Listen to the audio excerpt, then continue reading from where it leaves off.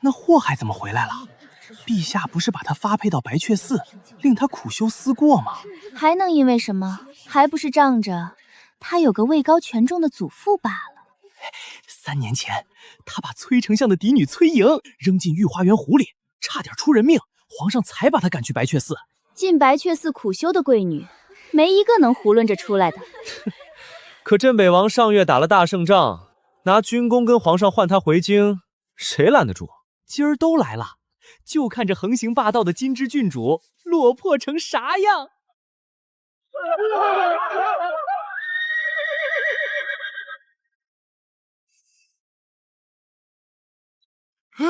何人这么大胆，竟敢在京城纵马，不要命了？小声点儿，那是镇北王府的小郡主，让他听见你命就没了。他不是被赶去白雀寺了吗？怎么突然回来了？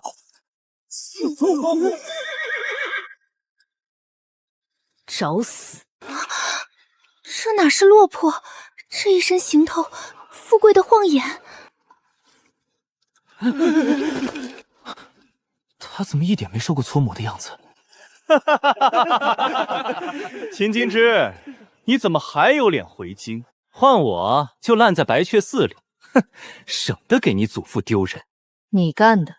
当然是本皇子干的，你能奈我何？云雀，把这蠢货给我扔下来！秦金枝，你疯了！这可是17皇子，要不是你祖父苦苦哀求，你哪能回京？竟敢对皇子动手！原来是崔莹的狗。你敢骂本皇子是狗？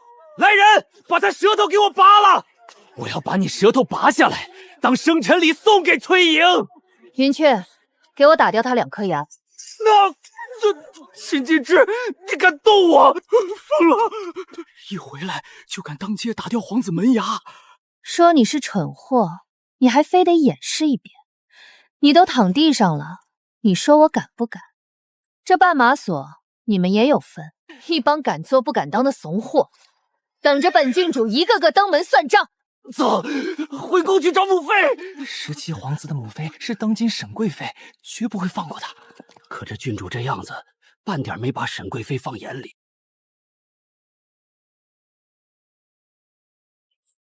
陛下，金枝郡主到了。快让我看看我的乖孙！你们怎么回事？我乖孙睡着了也不知道给打扇。这大热天是要热坏我的心肝啊！乖孙，陛下，这郡主还是这么没规矩，在您面前竟敢如此失仪，这是对陛下的大不敬。小点声，别吓着我的乖孙。崔丞相，不要动怒，一会儿朕就替你好好教训这混账。吵什么呀？人都被你们闹醒了。你看，我就说让你们小点声，把我乖孙都吵醒了。祖父，乖孙想祖父没有？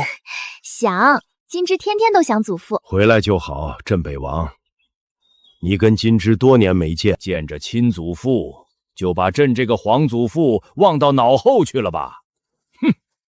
皇祖父，金枝回来了。这3年，金枝可想您了。您和皇祖母身子骨可还硬朗？有没有好好用饭呀？哼哼，朕还以为你见了亲祖父，哼，早把朕这皇祖父忘干净了。金枝日日都惦记着。皇祖爷和皇祖母呢？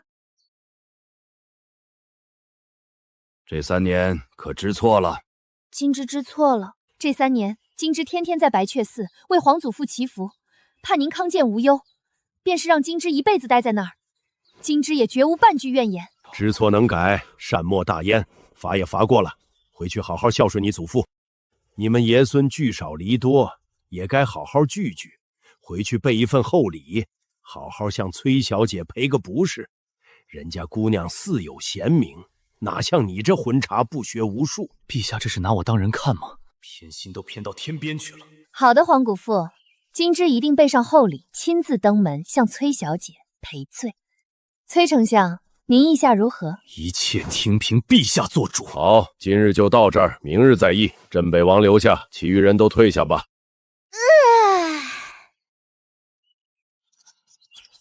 还说把我乖孙当亲孙子疼。哼，白雀寺那地方也是我乖孙能待的。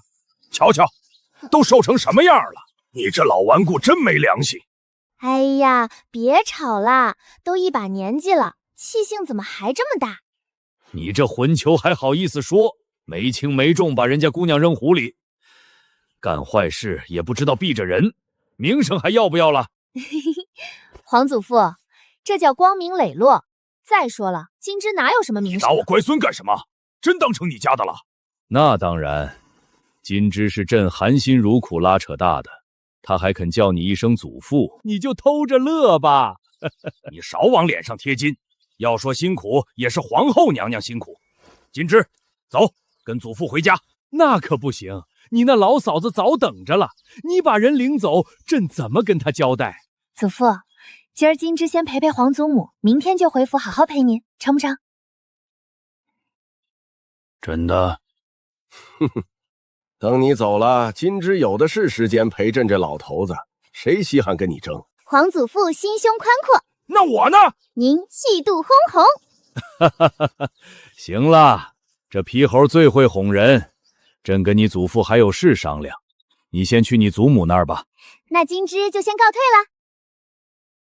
裴哥哥，秦金枝回来了，他要是求父皇给你们赐婚，怎么办呀？你也知道，父皇对他有求必应，万一真应了可怎么办？当初就因为崔姐姐和你有婚约，他就把崔姐姐扔进湖里，差点没了命，到现在还缠绵病榻，见不得人呢。我不会娶一个心如蛇蝎的女人。心如蛇蝎，这门婚我偏要让皇祖父亲口赐下。郡主，您可算回来了，飞燕都想您想的不行了。哟，3年不见，飞燕都快变成肥燕了。快禀皇后娘娘，金枝郡主回来啦！金枝，我的金枝，皇祖母，好孩子，你受苦了。瞧瞧，都瘦成什么样了！皇祖母，金枝可想您了。都怪你那不靠谱的老祖父，把我的金枝送去白雀寺受罪。瞧瞧瘦的。皇祖母，您不怕隔墙有耳，回头有人告诉皇祖父您骂他。哼，我怕他做甚？他最好别登我的门儿。郡主，这可是皇后娘娘一大早给您张罗的。哼，要不是遇上你那老祖父，我没准真占山为王了。不行，我这就找他下道圣旨，给你跟裴家赐婚。好啊，争取明年给您抱个曾孙。不知道那位裴公子知道了会是什么脸色？金枝都回来了，你还要气到什么时候？想消气也行，你赶紧下道赐婚圣旨，让那裴家小子娶我们金枝。你又胡闹什么？裴家跟崔家有婚约在身，朕怎好拆散臣子的婚事？有婚约怎么了？当初我跟王家阿哥还有婚约呢，你还不是照样把我拐了来？你这混小子，一回来就闯祸，看朕收拾你！你敢？你敢？一把年纪了，朕不跟你们一般见识。好久没吃你做的饭了。陛下还没净手呢。哟，这位姐姐没见过，宫里什么时候添的新人？回郡主，奴婢在皇后娘娘身边伺候2年了。依兰香，宫女身上怎么会有这味儿？你当真想嫁给裴家那小子？好看的脸谁不喜欢？瞧你那肤浅样，脸好看顶什么用？脸好看能娶到媳妇儿啊？当年您不就是仗着这只劲脸，把皇祖母哄到手的？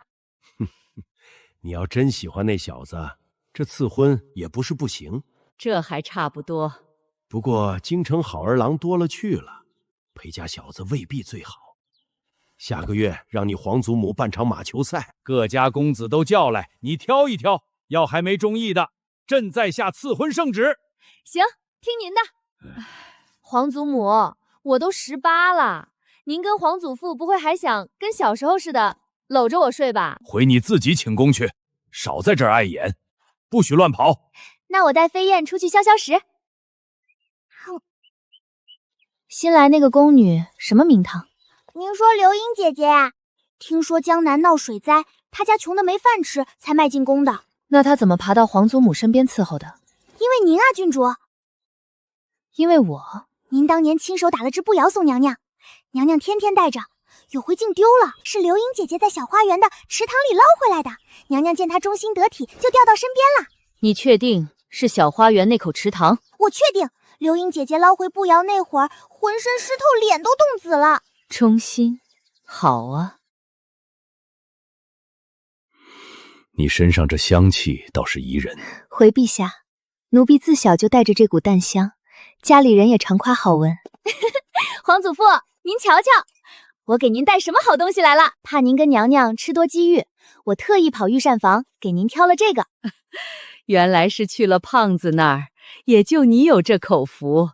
陛下，奴婢先为您梳发吧。这位姐姐下去吧，我来。郡主千金之躯，怎好劳烦您？还是奴婢来吧。让这混球来吧，难得他有孝心。江南水灾卖进宫的，又是跑去池塘里捞步摇。这个流英，你这忠心可真够假的。锦芝，跟我去见见你那些婶婶，都是你爷爷边疆那些兄弟的家眷。我就不去了，怕看见这些婶婶，心里不是滋味。为什么呀？皇祖母，边疆苦得很，他们男人在战场上拼命，一辈子俸禄还不起我半身衣裳。您说他们心里能舒坦吗？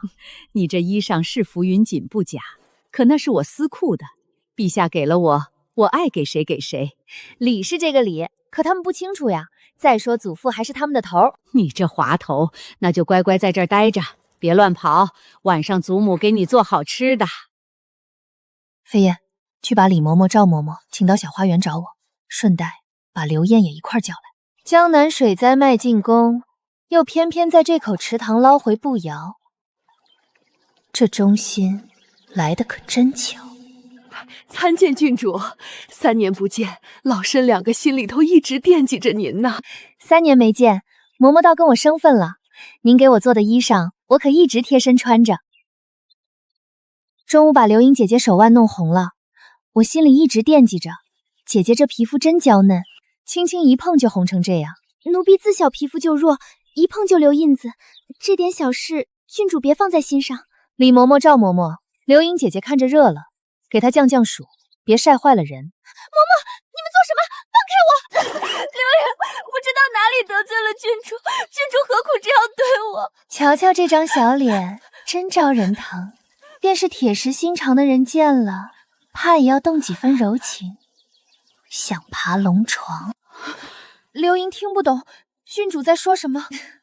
听说呀，你在这池塘里捞回了我送皇祖母的那只步摇，还为这大病一场。这都是刘英该做的。姐姐睁大眼睛，看看这池塘里养的是什么？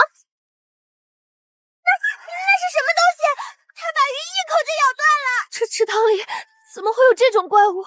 你说下池塘才捞回娘娘不行，那这么大的巨鳌，你在水底见过没有？你连这都敢瞒着娘娘，到底安的什么心？其实刚刚啊，我是想直接把你丢进去喂熬的。我是皇后娘娘身边的1等宫女，你敢在皇宫里杀人？怎么现在送进来的都是蠢货，没意思。你在宫里待这么久，我当年被送去白雀寺是因为什么？你不清楚？崔丞相的嫡女，你都敢动？连相府嫡女我都敢动，你一个小小宫女，你说呢？你要是肯告诉我你背后的人是谁，我倒可以考虑放过你。毕竟皇祖母还挺喜欢你的，我不想让她伤心。不说也没关系，我说你听。飞燕说你是江南来的灾民，可吃不上饭的灾民哪来的银钱？把你的姨太养得这么规整，你这皮肤白得吹弹可破，没有10几年的秘药养着，可养不出来。进宫做了奴婢，却从不自称奴婢，只肯报自己的名字。刘英姐姐，你这哪像个灾民？江南沈家有一只最善养一种奇花，叫依兰，拿这花入浴，养上几年，身上就生出淡淡的香，一靠近就能闻见。这花金贵，只供沈家人自己用。我说的可还对，沈小姐？既然郡主知道我是沈家人，杀了我也一样有麻烦。难道郡主还想再被赶出京城吗？你一个沈家分支的庶女，也配成为我的麻烦？世家的嫡女都留着跟旁的大族联姻呢，爬龙床这种安杂事儿，可不就只能轮到你这样的庶女来做？名门望族果然是冰清玉洁，叫人敬仰。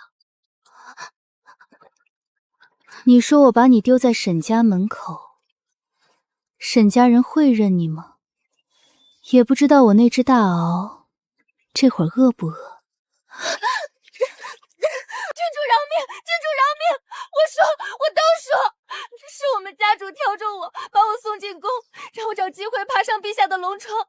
家主说了，等到时候我亮出沈家人的身份，陛下一定会封我做贵人。10几年前，陛下取消了选秀，各家都拼命想往宫里送人。你一个小小分支，哪儿打得通宫里的关系？还不是你家家主受应的？沈小姐，你这话对我没价值。沈小姐不会以为我真要把你扔进塘里喂獒吧？放心，我的獒吃素，不爱吃肉，跟你开个玩笑而已，别这么紧张。不过你这胆子跟脑子一样，不上台面，远不如上一个有趣。上一个可成功了，还被封了贵人，让皇祖母伤心了好久。时间太久，我都忘了他叫什么了。不过他当时那副样子，我倒还记得。你见过猪吗？其实猪不吃素，它们是杂食的，什么都吃。进食的时候，凡是出现在它眼前的东西，鸡鸭鱼肉，全都能成它的食物。它们吃得多也吃得快，快到吃光一个人只要半个时辰，连渣都不剩。你说有不有趣？住手！刘英姐姐还没回答我呢，这故事到底有不有趣？这人怎么这么不惊吓？好久不见，裴景年。秦金枝，你犯了大错，被赶出京城。镇北王拿一身功勋才换你回京，你一回来就作恶，这么不知悔改，怎么对得起镇北王的一番苦心？这丫鬟到底犯了什么事？你要这么狠地对她？哼！大胆！你是什么人？竟敢擅闯皇后娘娘的寝宫！嬷嬷勿怪，在下裴景年头回进宫，不知道这是皇后娘娘寝宫，还请恕罪。皇后娘娘的花园一向有禁军巡逻，怎么会一个人都没拦你？裴某刚才进来时，并未看见禁军。禁军巡逻关乎娘娘安危，我这就去禀报娘娘。这帮玩路职守的，定要治他们一个渎职之罪。你也速速离去，不然连你一并治罪。为何还不离去？两位嬷嬷既是皇后宫里的人，怎么能助纣为虐，任由他秦京之在这宫里横行霸道，草菅人命？放肆！你不但擅闯后宫，还敢直呼剧主名讳！这帮废物竟然玩书职守，连人闯进来都不知道！我这就去叫人。裴大公子，闹了半天，你连这是皇后的地盘都不知道，你在皇宫还想治我的罪，是不是脑子坏了？天子犯法，跟老百姓同罪。裴某虽然是个布衣，也要秉公直言。你仗势欺人，为非作歹，3年白雀寺的苦修，我看还是轻了。轻？怎么不轻？我这样的恶人就该关进大牢，受尽刑香才是。你知道就好。既然裴公子说了是秉公直言，那咱们就公事公办。我是陛下亲封的正3品郡主，就算是你爹见了本郡主，也得恭恭敬敬磕个头。你一个无官无职的，就敢出言顶撞？赵嬷嬷，不敬郡主该怎么罚？杖30。外男没传诏就擅闯皇后庆宫，又该怎么罚？杖80。你竟敢动私刑！裴大公子天天把天子犯法、庶民同刑挂嘴边，怎么就没想过，对皇家不敬也是重罪？快把这贼子拿下！两位嬷嬷，把刘英姐姐带回去，好好照看。是。把人带到勤政殿前。是。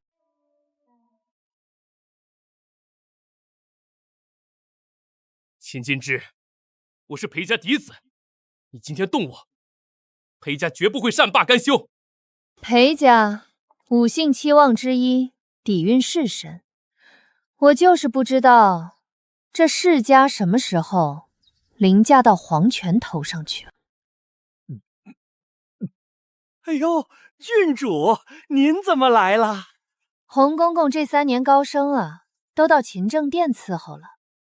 郡主折煞奴才了，多亏陛下赏识，小红儿才有这天大的福气，能伺候陛下。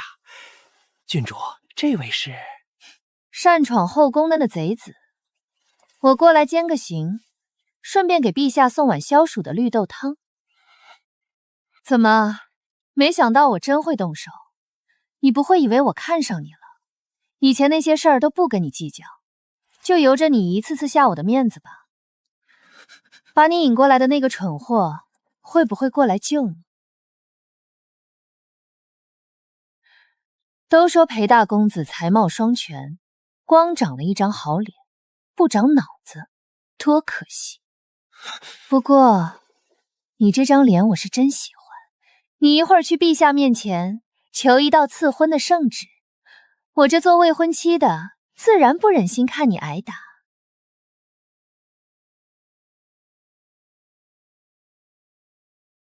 打！哎呦，郡主，这位公子瞧着可娇贵。娇贵也得挨完，手别停。住手！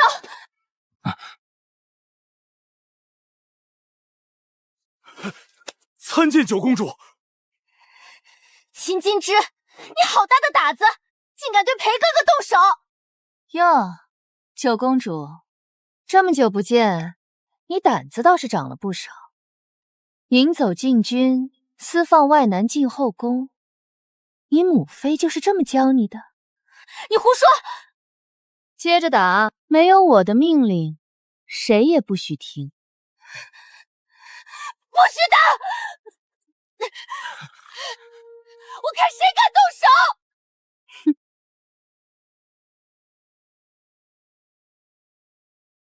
飞燕，东西呢？奉佩在此，见佩者如见鸡蛋，却压人后亲临。九公主还不行礼？不可能！皇祖母怎么会把凤佩给你？这一定是你偷来的！再说我凭什么给她行礼？我母妃才是这宫里最尊贵的人。当着凤佩的面，这话你也敢说？这3年你在宫里，是不是对皇祖母也这么没规矩？这舌头要是不想要了，我不介意替你扔了。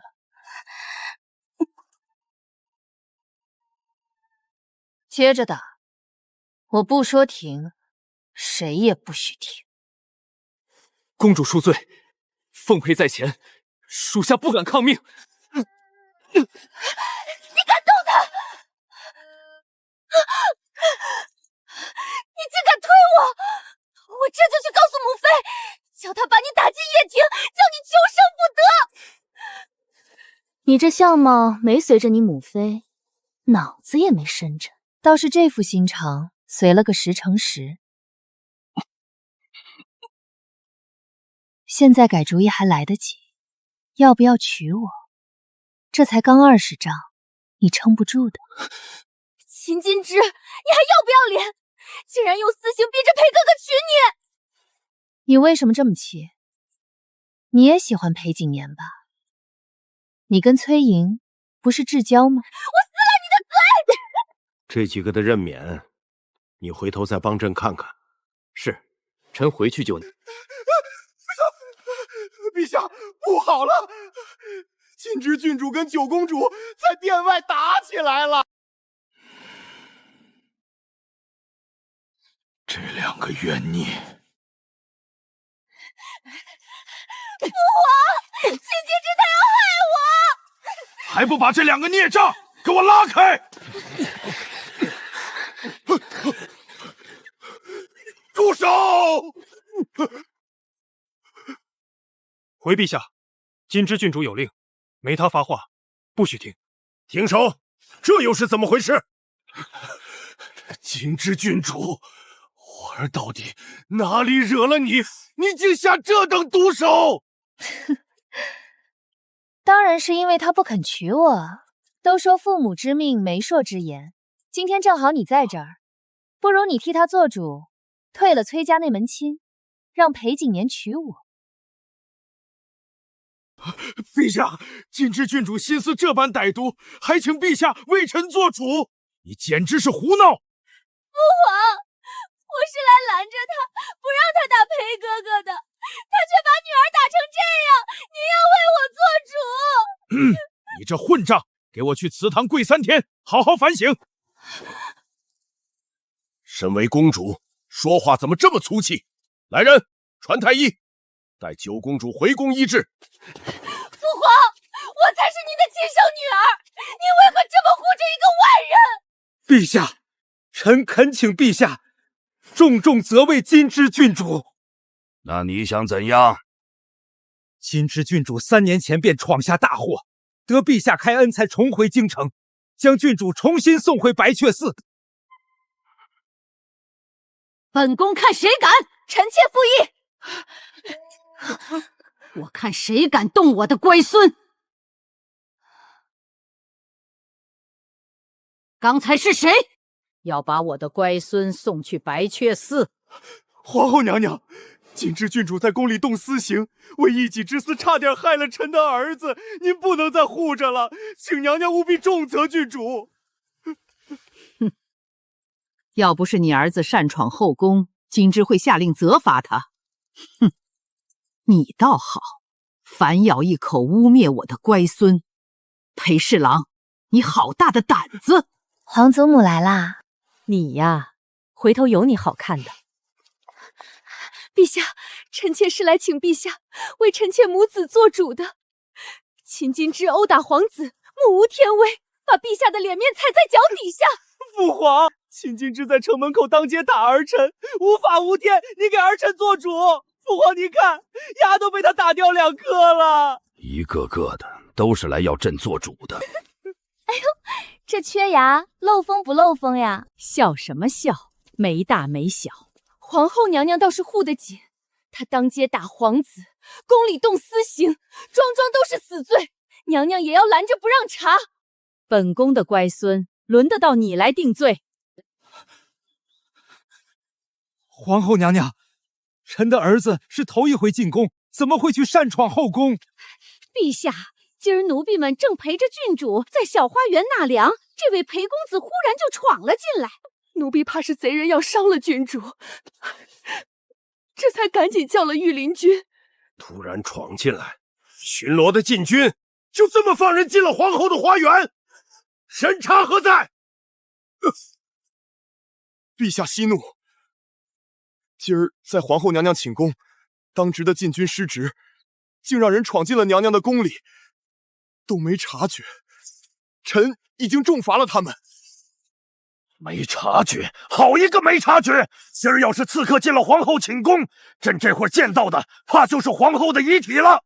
审查，你这禁军带的真是好极了。陛下恕罪。今儿当值的禁军，每人领100军棍，逐出宫去。你自己去领80军棍，停职查办。再有下一次，全部处死。臣领旨谢恩。陛下，这罚的是不是太重了些？不过就是禁军失职，往后让沈统领严加管教也就是了。皇后内院禁军失察，这也算小事。皇后的安危是小事，那明儿朕的安危是不是也是小事？陛下息怒，臣妾不是这个意思，只是觉得这罚重了些。哼，要不是看在你的面子上，朕早把他革职查办了。裴侍郎，你还有什么话说？皇后娘娘，这都是误会，臣的儿子裴锦前头一回进宫，定是误闯了娘娘的花园，绝没有冒犯的意思。哼，要不是禁军失职，发现有人擅闯后宫，是要当场格杀的。金枝没要你儿子的命，不过按规矩责罚他几十板子。你倒好，反过来要把我的金枝赶去白雀寺那苦修之地。裴侍郎，你这是什么意思？什么纳凉？分明是他在欺负宫女，李嬷嬷跟赵嬷嬷都是帮凶。裴哥哥是想救下那宫女，才开口说了秦金枝几句，他这是想杀人灭口！住嘴！这哪有你说话的份儿？你看看你这是什么样子，还不赶紧回宫去！母妃，你怎么也不帮儿臣？你是怎么知道的？本公主亲眼所见。元一，住口！你说你亲眼所见，那就是说，当时你也在我皇祖母的护花园里。李嬷嬷说，当时的禁军是被人支走的。这么说来，是被你支走的。你支走禁军，私放外男进后宫，你想干什么？父皇，儿臣没有，儿臣跟裴哥哥是碰巧看到的。也就是说，你当时确实在花园里。你为什么会出现在我皇祖母的花园？除了交房殿的人，外人可是进不去的。本公主是听说皇后娘娘的花园巧夺天工，想去见识见识。那裴锦年为什么会跟你在一块儿？哦，你跟裴锦年是在幽会。我没有，父皇，您别听这丫头胡说。我说裴侍郎怎么死活不点头？我跟裴锦年的婚事，原来攀上真正的金枝了。也是，公主的身份怎么都比我高贵得多。就是可怜这崔小姐，为她差点丢了性命，未婚夫还被至交好友撬走了，真是有趣。陛下，臣的儿子清清白白，绝没有跟公主殿下私相授受，更没有冒犯皇后娘娘的意思，请陛下明察。陛下，这里头一定有误会。元熙一向贪玩，姐姐的花园花团锦簇，她一个小女儿家难免心驰神往。至于裴侍郎家的孩子头一回进宫，晕头转向也在所难免。元熙一向心地善良，不忍裴家小儿一直奔波，这才替他引路，不小心撞见郡主在欺负宫女。只是姐姐这般疼爱金枝郡主，金枝郡主一回来就欺负她的宫女，妹妹都替姐姐寒心。好厉害的，一张嘴。父皇，就是母妃说的这样，是裴侍郎的儿子看不过去，才出口教训他的。不信，你让人把那个宫女叫来，就是皇后娘娘身边的刘盈，我们当面对质。去，把那个刘盈带过来。只要刘盈一来，秦金枝今天就栽定了。哟，还找帮手呀？刘盈参见陛下，参见皇后娘娘、贵妃娘娘。刚刚秦金枝是不是在欺凌你？你快告诉父皇！刘盈姑娘，别怕，这儿没人能伤你。你把被欺凌的事如实说出来，本宫和陛下替你做主，保你平安。奴婢不知道贵妃娘娘在说什么。不用怕，大胆讲出来，本宫自会替你做主。贵妃娘娘，奴婢真的不知道您在说什么。你跟父皇说，刚刚秦金枝在花园是怎么欺辱你的？我和裴侍郎之子亲眼看见，他要把你淹死。你怕什么？我母妃会替你做主。陛下，刚刚奴婢在花园里中了暑，郡旨见了，让两位嬷嬷往奴婢脸上撒了点水降温。九公主说的欺辱，奴婢实在不知是什么意思。你撒谎！他刚刚明明要淹死你，你还帮他说话！本公主拔了你的舌头！哟，这就动手了，人证自己都不认呢。够了！贵妃，你养的好女儿。陛陛下恕罪，元熙性子贪玩，一时误会了郡主，都是臣妾平日教导无方，还不快给金枝郡主道歉！我凭什么给他道歉？你一番好意误会了郡主，快给郡主道歉，给他赔个不是！哟，台阶都递到脚边了，还不会下呀？我绝不道歉！九公主不敬皇后，禁足半年。沈贵妃教女无方，加罚，禁足3月，罚俸半年。父皇，你为什么不信我？臣妾遵旨，这就带九公主回宫。父皇，您怎么能这么罚母妃？她可是贵妃，往后让她怎么自处啊？朕连罚个贵妃的权利都没了。多大的人了，被打了就会回去找娘告状，连金枝一个小姑娘都打不过。你也给我回去，禁足1个月。打我的明明是她那武功高强的婢女，凭什么连我也罚？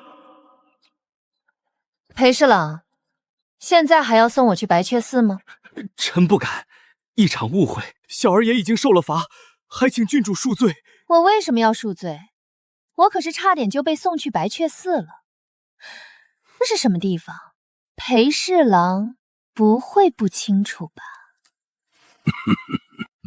金枝，别闹，裴侍郎也是疼儿子，一时着急罢了。既然陛下都开口了，我自然要给陛下面子。裴侍郎，本君主就暂且原谅你的无礼了。多谢陛下，多谢郡主。不过呢，你的无礼可把我吓着了。裴侍郎，这事儿你得给我补偿。裴侍郎怎么不说话呀？敢问郡主想要什么赔偿？裴侍郎自己说污蔑了我这个郡主，拿什么礼来赔才合适？陛下，小儿跟崔丞相之女早有婚约，要不是3年前郡主闹那一出，他们早成婚了。前几日崔丞相寻到了名医，崔小姐很快就能痊愈过门，这是君子之约，怎能因郡主一句喜好就作废？裴侍郎，你不会以为我是要裴景年给我做赔礼吧？你们裴家这赔礼的礼数可真是闻所未闻。我是陛下亲封的郡主，正3品，我代表的是皇家，他就算是裴家嫡子又怎样？一只蝼蚁也配抵消污蔑皇亲的大罪。臣僭越，不知校主到底想要什么补偿？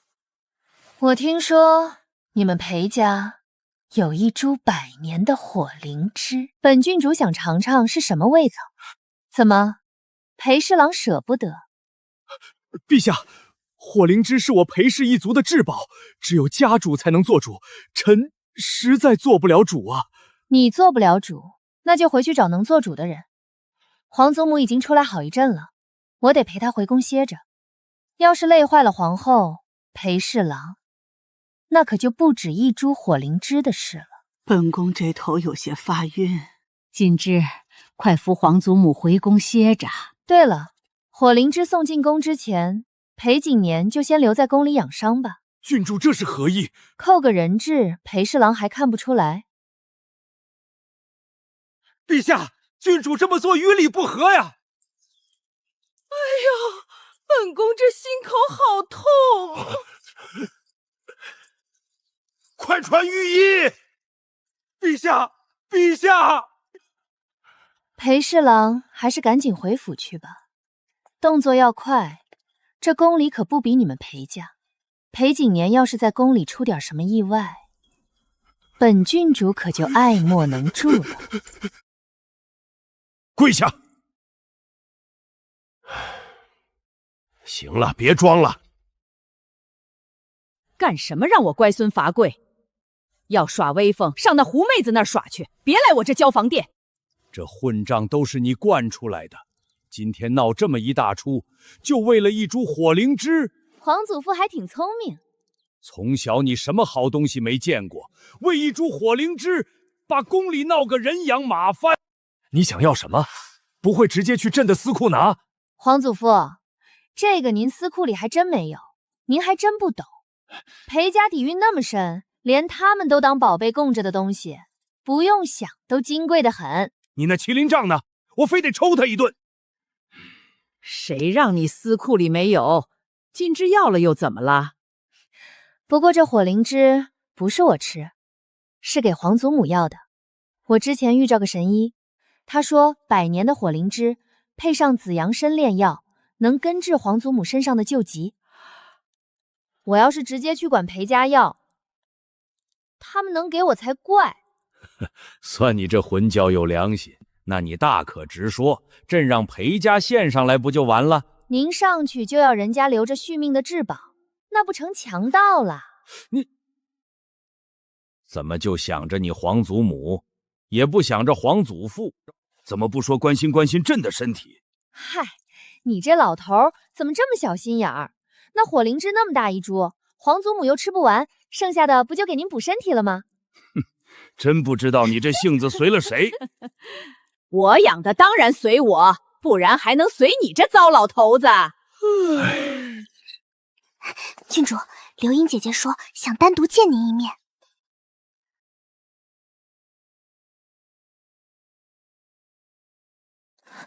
郡主，奴婢愿为您效命。效命？我不过是个纨绔混账，你能为我效什么命？奴婢愿意做您除掉沈贵妃的刀。郡主，今日当值的禁军都重伤不治，尸体已经全送回各家了。沈贵妃那位好弟弟伤得怎么样？不过是80军棍，要不了他的命。奴婢给行刑的塞了银子，棍子上涂了药。沈统领这伤一时半会儿好不了。我这人呢，慈悲心重，看见流浪狗就想捡回来养。不过我不喜欢没胆量的狗。我有胆量，我会当好郡主的狗。在沈家我也算不上人。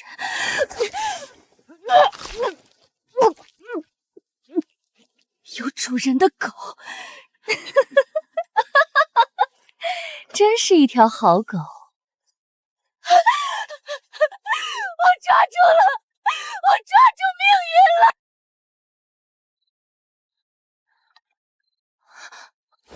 郡主，他们竟然敢这么对你！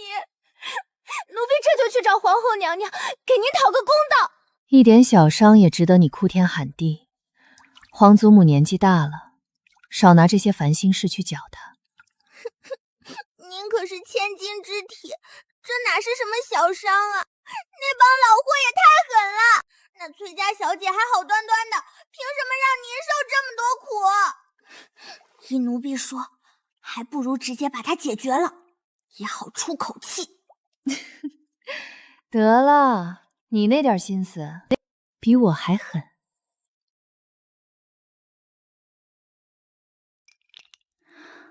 还能再撑些日子。皇祖母，我来了，快上来。朝望日，齐安康。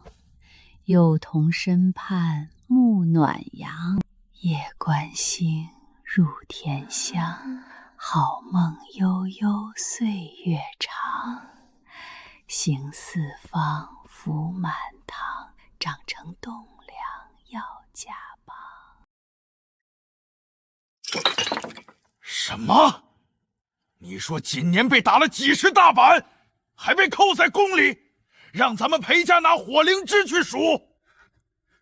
谁知道那禁之郡主如此胆大妄为，所以你就同意了，把今年一个人留在宫里。哼，一个小辈就把你耍得团团转，这你可真有出息！我怎么可能同意？是陛下跟皇后都给那秦金枝撑腰，我才赶紧回家来找父亲拿主意。父亲，不如随便找只别的灵芝顶上。火灵芝是至宝，亮那秦金枝也没见过。住口！往后别再让我听见你说这种话。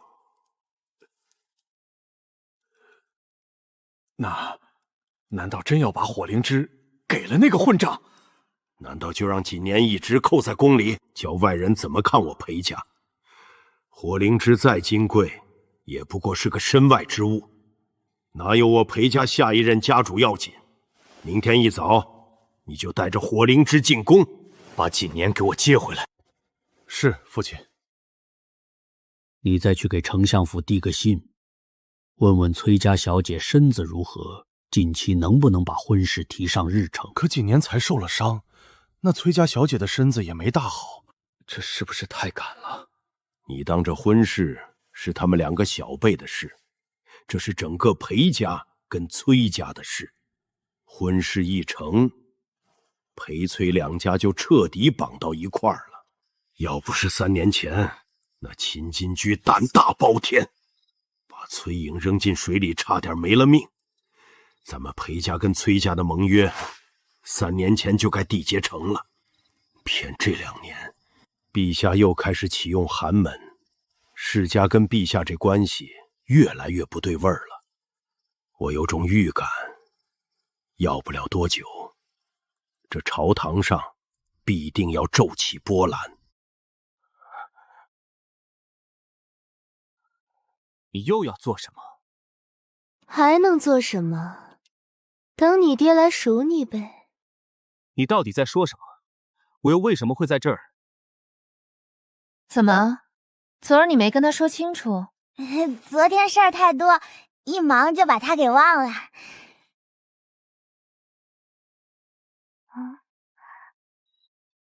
卑职参见郡主。李靖，这么早就当值了？来得早，才不耽误郡主的事儿嘛。这位姑娘手持您的玉牌，说您传令叫她入宫，卑职就把人给您带来了。郡主，您这是把宫门口当自家门口了？差不多吧。我让你带的家伙都带齐了没？喏，我吃饭的家伙都在这儿了。倒是你，真弄到100年的火灵芝啦？那是自然。快让我瞧瞧，我还从没亲眼见过这种奇药呢。东西又没在我这儿，合着你耍我玩呢？喏，给你送火灵芝的人，这不就来了？裴侍郎，早啊。郡主，这是你要的东西，东西给了，还请放小儿归家。哎，我的火灵芝，先让我开开眼。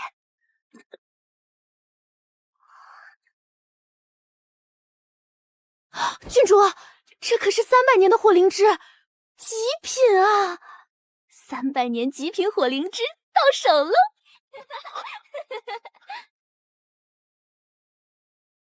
你呀，还是那么阴损。他这点皮外伤，疼是疼，3个月内可死不了。今年，裴侍郎，止步。秦金枝，你这到底是什么意思？还能什么意思？你家公子大逆不道，冲撞了我们郡主。这火灵芝就是给郡主赔礼压惊的。什么世家大族，一颗灵芝都这么舍不得，我看不如改叫抠门世家算了。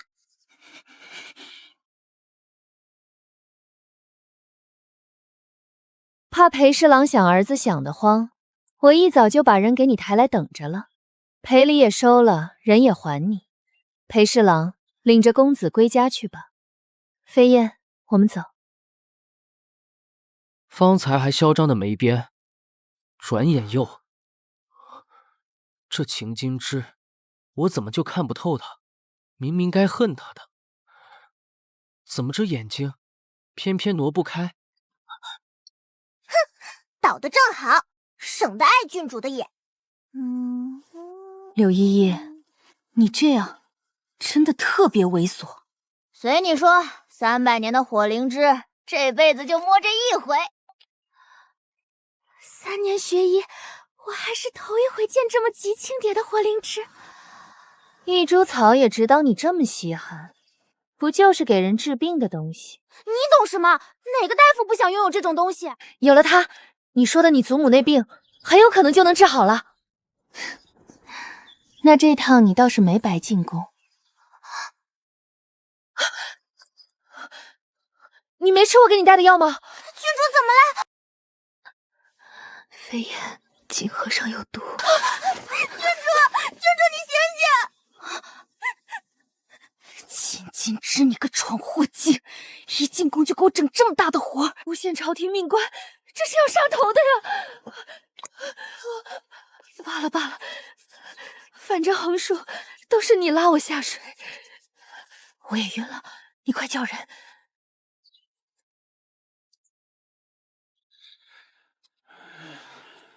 你们这么多人，还不赶紧给我想办法！娘娘，郡主身中奇毒，臣等闻所未闻，还请娘娘再给臣等一点时间。时间？本宫给你们时间？谁给本宫的金枝时间？当初我的瑶儿，你们也是说要些时间。一样的脸，一样的毒，我的瑶儿才3岁啊！那一回我等没了我的女儿，这一回我一刻都不等了。你们要是救不回金枝，本宫要你们全部给她陪葬。娘娘饶命！娘娘，民女可以救郡主。啊，这又是哪儿来的丫头，也敢说能救？民女柳依依，今日奉郡主之命进宫，给娘娘调理身子。在宫门口遇上裴侍郎来送火灵芝，郡主让我验那株枝，谁知锦盒上早被人下了毒。那锦盒只有民女和郡主碰过，所以我俩中的是同一种毒。你真能救金枝？娘娘，臣女自己能醒过来，不就是最好的答案吗？对，你能醒，金枝就能醒。你救她，本宫重重有赏。娘娘，请让这些御医大人都出去吧，民女要给郡主施针。都退下！娘娘，你也去外头歇着吧，这施针凶险，旁边有人在，民女怕分心。你一定要把我的金枝救回来。唉，方才装的我脸都僵了，这下可算能喘口气。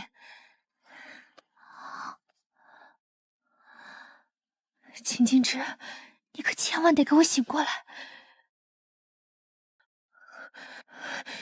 郡主暂时已经脱离了生命危险，不过要想解毒，还是有些麻烦。金枝到底是中了什么毒？锦盒上的毒是幽冥花。幽冥花，好一个催培姻亲！结亲结到火，本就该齐心，倒先齐了心来害朕的金枝。洪德全，宣裴侍郎、崔丞相即刻入宫。奴才这就去传。幽冥花，京城里养得活这花的可没几家。娘娘，这幽冥花5年才开一回，花瓣紫得发黑，夜里月光一照，花枝上还会折出像碎星一样的光。花长得是好看，毒性却烈得很，一时一口，顷刻就能要人命。外头都叫它死亡之花。这花娇贵，满京城的闺秀都试着养过，可活下来的。奴婢听说，京城里养活这花的，就崔家小姐崔莹一个人，统共也就那么1盆。只此一盏，那这毒打哪儿来的，可就好说了。臣参见陛下，参见皇后娘娘。裴侍郎，你好大的胆子，竟敢在宫里头毒害郡主！陛下，臣实在不明白，您说的是什么意思？哼，裴侍郎好算计，金枝不过是要你们裴家一颗灵芝，你们裴家就要本宫金枝的命，裴家好大的胆子！皇后娘娘这话是什么意思？今儿一早，臣就把火灵芝亲手交给郡主了，何来毒害郡主一说？金枝就是拿了你的灵芝才中的毒，这会儿还昏着，生死都不知道。裴侍郎，你到底安的什么心？是心疼那颗灵芝，还是替你那没过门的儿媳讨公道？娘娘明鉴，臣冤枉啊！陛下、娘娘息怒，臣等实在不清楚到底出了什么事，可这里头一定有什么误会。崔丞相，那你可知道郡主中的是什么毒？还请陛下明示。幽冥花。什么？幽冥花？这京城里养活这花的，满打满算就我女儿崔莹一个。赏花会都开过好几场了，谁不知道只此一盏？陛下，臣等绝没有半点毒害郡主的心思。那你倒是告诉朕，这普天之下，除了你崔家，还有谁有这幽冥花？偏偏这一中毒，把我们两家一道扯下水。裴家送的赔礼毒，却是我崔家独有的花。这分明是有人居心叵测，专挑我崔裴两家下手。陛下，这一定是有人在冤枉崔裴两家，还请陛下明鉴。陛下，正如崔相所言，定是有人想栽赃嫁祸我崔裴两家。裴家绝无半点毒害郡主的心思，臣再蠢也不至于当着满朝文武的面给郡主下毒啊！今早上朝，多少双眼睛看着臣把火灵芝交给郡主的，偏还用那满京城都晓得是崔家小姐独有的花来下毒，这不等于满世界嚷嚷我们两家合谋吗？在宫里头毒害陛下亲封的郡主，这往大了说，不是逼朝就是谋逆，这是要把臣往死里栽啊！陛下，求您给臣几日时间，臣定当查个水落石出，还我崔裴两家一个清白。哼，崔丞相好算计。本宫的金枝这会儿还生死不明，你倒想着自个儿去查，这不正好给你销毁罪证的功夫吗？这位娘娘平日仁德至公，从不沾成正，偏把那混世魔王腾到眼珠子里。今儿这火是真烧到我头上了。既然你们两家都喊冤，那就查。不过皇后说的在理，这案子就不劳烦崔丞相亲自动手了。洪德全，传大理寺卿觐见。奴才遵旨。在事情查清楚之前，就委屈两位卿家暂且留在宫里头吧。陛下，这……本宫把话撂这儿。金枝要是有个三长两短，本宫绝不会放过你们。我的城府，我的深谋远虑，一碰上这秦金枝，全成了摆设。他不按常理出牌，把一桩事搅得稀烂，倒叫我一国丞相为这毒害小辈这种破事儿，被软禁收监。这秦金枝怕不是个灾星投的胎，谁碰谁倒霉。好不容易才把儿子接回家，这转眼又把我扣在宫里头，我这是犯了哪门子太岁呀？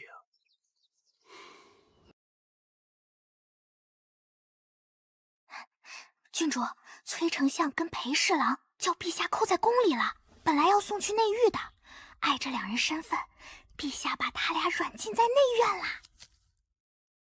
跟我预想的一样，去跟柳依依说一声，让她回头告诉皇祖母，明天我就会醒过来。为什么要等明天呀？皇后娘娘都担心坏了。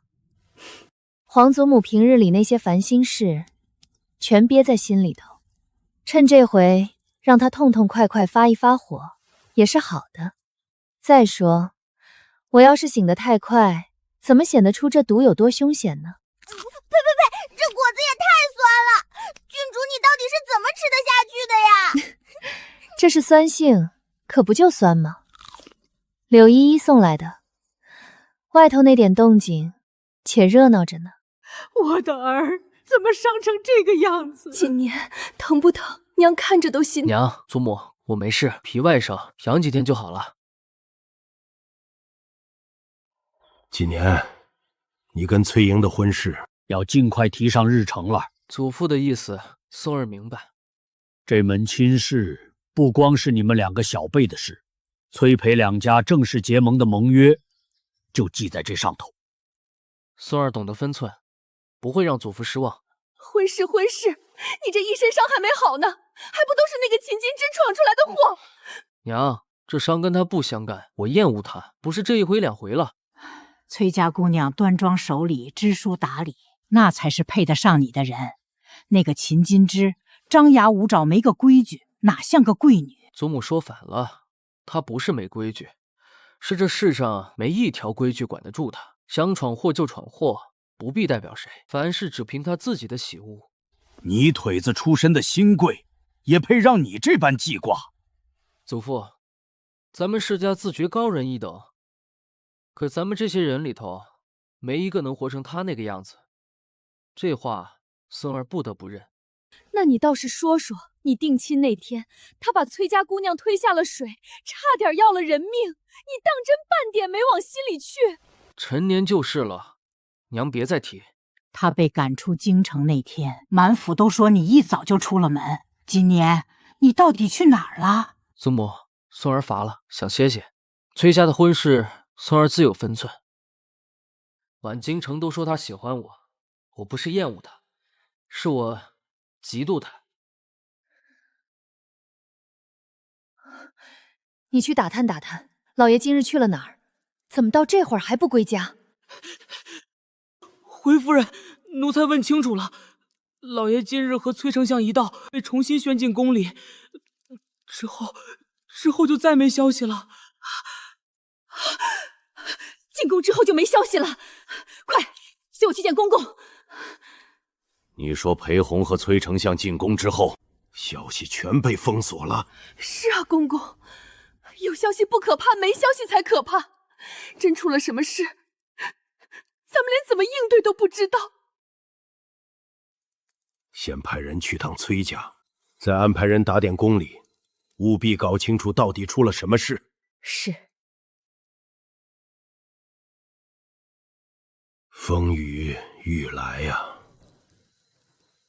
老爷，崔家递了话来，说崔丞相进宫之后，也是再无音讯。马上给宫里的人传信，他们二人进宫之后到底发生了什么？务必给我问清楚。别人不知道，我可听得真真的。这位郡主竟然是真睡着了。金枝，好孩子，你可算醒了，吓死皇祖母了。皇祖母，我这是怎么了？这还是外头那个混世魔王吗？崔裴两家合谋要毒害你，竟在那锦盒上下了毒。你放心，祖母一定为你讨个公道。世家不都自诩清流吗？怎么想我的命，手段也这么上不得台面？清流，我看最上不得台面的就是他们。放心吧，祖母，有柳依依在，我不会有事的。皇祖母，柳依依可给您诊过脉了。这姑娘倒是提了，可你还昏着，祖母哪有那个心思诊脉？柳依依医术高着呢，尤其擅长各种女子的隐疾。这回我把她叫进宫，就是为给您调理身子的。都是些陈年的旧疾了，太医院月月都来，效果聊生于无。我实在是不想再喝那些苦汤药喽。柳依依可不是说太医院那帮酒囊饭铲，您信我，她一定能治好您这些顽疾。皇祖母，要不然咱们打个赌。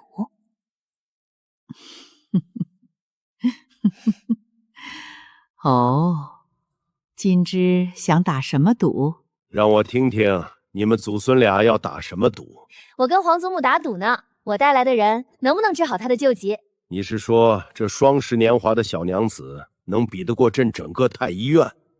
当年皇后随朕征战，条件艰苦，受了伤也没得好好医治，旧伤没养好又添新伤，日子久了就落下这病根，一发作起来就疼得钻心。太医院这些年也没个根治的法子。皇祖父，要不要也加入这赌局？想跟朕打赌，你这混球拿什么做赌注？若是柳依依治不好皇祖母的病，金枝从今往后就老老实实待在宫里，听从祖父祖母的全部教诲，服从祖父祖母的一切安排。君子一言，驷马难追。好，朕就跟你打这个赌，朕也听听，你若是赢了，想要什么？这小娘子既能解毒，想必是有些真本事的，她绝不会害皇后。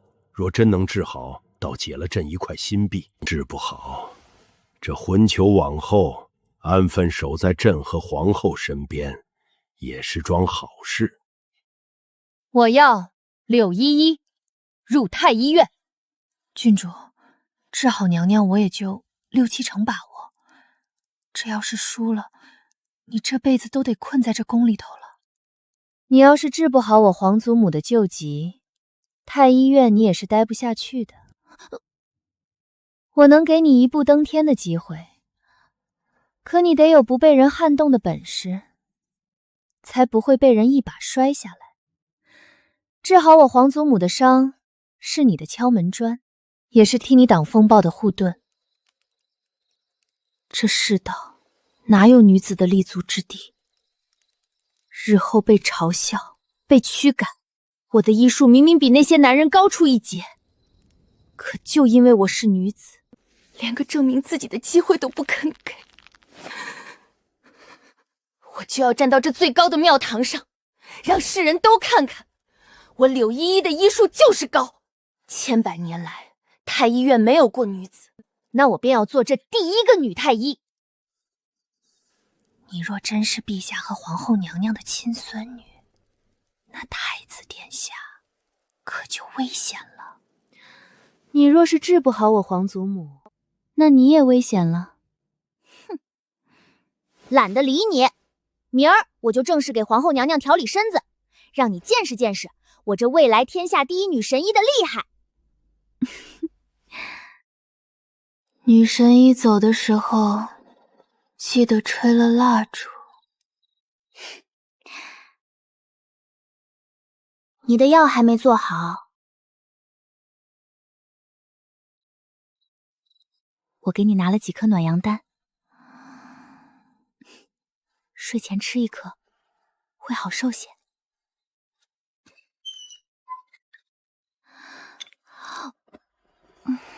真冷啊！什么？你说裴红跟崔家合谋毒害郡主？回老爷，宫里传出来的正是这话。我那儿子是不成器，可他也不是个没脑子的蠢货。这种事他做得出来？这怎么可能？是有人在害裴家，准确说，是有人在针对崔裴两家。祖父，父亲绝不会做这种事，更何况还大张旗鼓的跟崔家掺和到一块儿。你知我知，崔家也知，恐怕连陛下也知，可那又如何？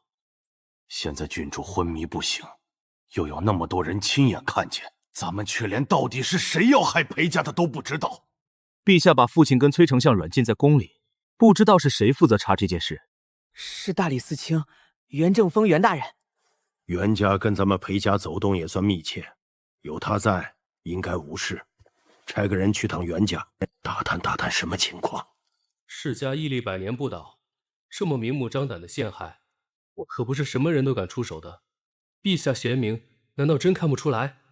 事情都过了1天，宫里却把消息封得死死的，就连我们都是费了好些手段才打探到，每一桩都透着不寻常的气息。你身上还有伤，先回去歇着吧。明日袁家传回消息，咱们再商议。孙儿告退。镇北王，奴才还没通传呢，您还不能进啊！你这是干什么？像什么样子？御书房，你说闯就闯！你这老东西，还好意思说？我的乖孙刚回来1天，就差点丢了小命，你这是要我的命啊！锦芝是在我膝下长大的，我疼她跟眼珠子似的，出这样的事儿，是我愿意的吗？我不管！今天崔裴两家必须给我一个交代，要不然我就打上门去。你放心，裴侍郎跟崔丞相已经扣在宫里了，等大理寺查明真相，我一定给你个交代。我就说，一进你这皇宫就没好事儿，我要带我的乖孙回家。锦芝才刚醒过来，你就不能让他好好歇歇吗？我懒得跟你说，我去找皇后娘娘。现在谁敢把金枝带走？我那老婆子都敢吃人，在旧房店我都不敢大声说话。秦叶这老小子去，正好出个眉头。镇北王求见。祖父怎么这么早就来了？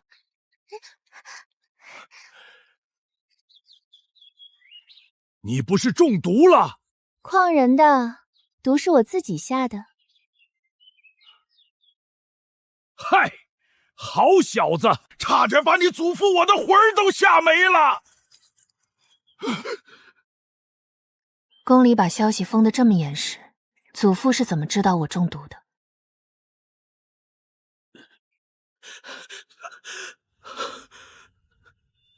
你说袁大人昨日突发重病，卧床不起，那现在负责这件事的换成谁了？现由新提拔上来的大理寺少卿手里。是何人？听说这位新少卿原先是沧州知县，去年查出一桩高官贪腐的案子，貌似把罪证送进京，被陛下破格提成大理寺少卿。袁大人偏偏这个节骨病倒，换一个谁都不熟的少卿来接手。祖父，这太巧了。有人在害裴家，不是有人在针对崔裴两家。你父亲再蠢，也不会蠢到在宫里下毒杀人。屹立100年的世家，这么明目张胆的陷害，可不是什么人都敢出手。陛下贤明，会真看不出来。备车，去大理寺。你身上还有伤，先回去歇着。我去会会这位新少卿。孙儿，记着祖父这句话。这案子怕不是冲着毒来的。娘娘，往后这段日子，民女每天给您针灸，再配上秘药，1个月，您的旧疾能好上5、6成，不再3天2头发作；3个月能好到8、9成，剩下那1、2成，明日配些调理的药丸，养上1年，娘娘就能痊愈。你说的可是真的？若是没有参根火灵芝，民女顶多1、2成把握，可现在民女有了这2样，有绝对的把握把您治好。好，你若真能治好本宫，本宫重重有赏。多谢娘娘，可这功劳民女不敢领。这参根火灵芝都是郡主冒着性命寻来的，没这2样，民女也不敢拍胸脯说治得好。性命？什么性命危险？民女失言了。你快说。皇后娘娘，郡主不让我说，您就当没听见，成不成？你要是不说，本宫现在就治你的罪。娘娘息怒，民女说，民女这就说。这是郡主在参天阁跟人赌了3天3夜赢来的。什么？这兔崽子敢去赌房？娘娘，镇北王求见。娘娘，您这是找什么呀？老娘的鸡毛塔子哪儿去了？完了，我这张破嘴。小祖宗，你竟然敢去赌场！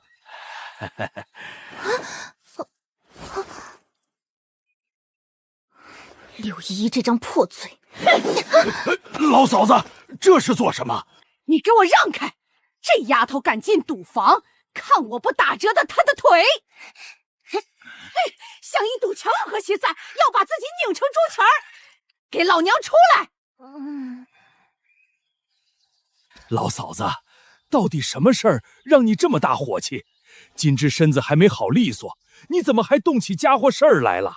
你让这丫头自己说。小小年纪不学好，跑去赌钱，我是这么教你的吗？乖孙，你缺钱花？我没赌钱，是那参天阁的老板手里有参，我想买，他不卖给我，我只好跟他过了几招。你要那东西做甚？柳依依说给皇祖母治病缺不了那玩意儿。老嫂子，你听听，金枝这不是为了给你治病才去的吗？你消消气儿，消消气儿。我要是早知道是这么来的，还不如这会儿就闭了气，我还活着做什么？金枝，还不快跟你皇祖母认错，说你往后再也不去了。皇祖母您消消气，金枝以后再也不去了。你给我跪下！你现在给我发誓，若是再进任何赌坊，老婆婆我往后就没有好下场。皇祖母，金枝知错了，您别这么咒自己。你现在立马发誓！我秦金枝再次发誓，此后绝不再进赌场，如若违背誓言，天诛地灭。不行，你跟我念：我秦金枝此生再不进赌房。我秦金枝此生再不进赌房。禀老太爷，新上任的大理寺少卿，咱们的人在外头守了半日，连个人影都没抓到。派去大理寺的人呢？见着了没有？去了，那位少卿一面都没出来见，只一句公务缠身，就把人打发回来了。竟然如此目中无人！一个小小的大理寺少卿，竟敢让我裴家吃闭门羹！丞相府也派了人过去，那位少卿同样没见。哼，不过一个小小的少卿，还拿上谱了？怎么还要老夫亲自上门不可？祖父，还是孙儿去一趟吧。一个小小的少卿，有何脸面让我裴家的嫡系亲自去见？此事已被大理寺收管。袁大人突发恶病，交了权，如今就是这位少卿全权负责。孙儿打听过这位少卿的过往，他敢冒死进京揭发贪污，性子必定骁勇刚毅。又是陛下亲自破格提拔，有些孤傲也是正常。可如今宫里把所有消息全封锁了，我们裴家若不主动些，就会陷入被动。祖父，这绝不是什么好的开端。可是你身上还有伤。我的伤不碍事，那金枝郡主应该是让人留了手。我这伤只是看着吓人，并没有伤筋动骨。那你快去快回，若是身体不适，不要硬撑。去备马车，我这就去大理寺。可是大理寺少卿景行及赵大人。你是何人？我乃裴家门房，我家公子有要事，想与赵大人相商。你家公子又是何人？我家公子乃是京城第一郎君，裴家嫡子裴锦年。裴锦年，裴家麒麟子，倒是有过耳闻。不过本官与裴家并无私交，何来要事？本官还有公务在身，先走一步。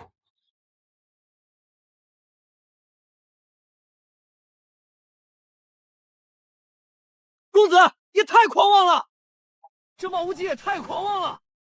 您都亲自来见他了，他竟还如此装模作样，这不是打裴家的脸吗？一个芝麻大点的小官，得了天恩才进了这京城，真拿自己当回事儿了。克明不得无礼，回府连面都不肯见，这是已经站好了队。停车，去镇北王府。公子，去镇北王府做什么？解铃还须系铃人。不管如何，郡主重度昏迷，我都该去探望。那我们不是该进宫探望吗？我无官无职，未经宣召不得入宫。如今宫中封锁消息，我也不能大张旗鼓的去求见郡主。可镇北王府定有专人与宫中通传消息，所以我们去镇北王府。嘿嘿，那郡主肯定会召见您，毕竟她可是做梦都想嫁给您呢。您要是前去探望，她指不定多开心呢。嘿，也走了。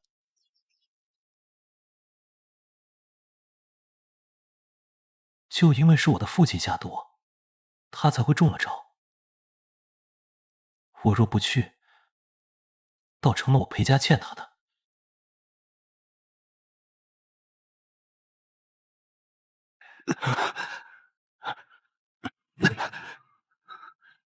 裴锦年有要事求见郡主，还请代为通传。真是稀客，裴家大公子竟会主动求见郡主，真是不巧了。郡主不在府中，改日再来吧。你什么态度？竟敢跟我们公子这么说话！哼，少跟我耍威风！看清楚了，这是镇北王府，不是你们裴家，又不是你们郡主，上赶着我家公子的时候，这次拿的什么枪？这会子拿的什么枪？放肆！郡主也是你这厮可以议论的。来人，给我拿下！这一巴掌是替郡主打的，再若不敬，便打折你一条腿！关门！裴某管教不严，还请见谅。我与郡主情非泛泛，当真有要事求见郡主。这是在下的玉佩，如若郡主想见裴某，即可拿着这玉佩去裴家。公子，你何苦说这种话？我会禀告给郡主的。可明，扶我一把。公子您醒醒！你们镇北王府欺人太甚！郡主，听说裴家大公子求爱被拒，伤心过度，在大街上晕倒了。听说了，真惨啊！您这2天都没出门，您怎么知道的？宫里不是都在传吗？他不是跟崔小姐定亲了吗？怎么还去求爱？就不怕崔丞相生气？可能又不想跟崔小姐成亲了呗。郡主就不想知道那裴公子是被谁拒绝了吗？在镇北王府门前晕倒的，当然是被本郡主拒绝了。什么？在镇北王府面前晕倒的？这裴大公子去镇北王府干什么？想见我呗。郡主，您怎么什么都知道？你猜，裴几年在镇北王府门前晕倒，不过是上午的事儿，为何这还没过午时，宫中便传遍了？因为裴大公子京中素有盛名。屁，当然是你家郡主我传的了。那裴大公子真的喜欢上郡主了？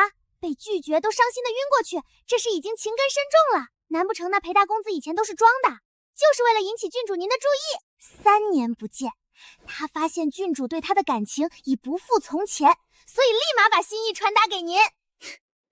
我看你出宫以后，光写画板子也能养活自己。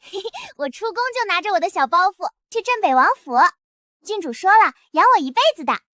行，10个你，郡主我也养得起。郡主，那裴大公子要不是为了表心意，为什么会去镇北王府啊？因为他进不了宫，但是镇北王府的人可以。他想见我，只能去镇北王府。那他为什么要见您啊？还晕倒了？还能为什么？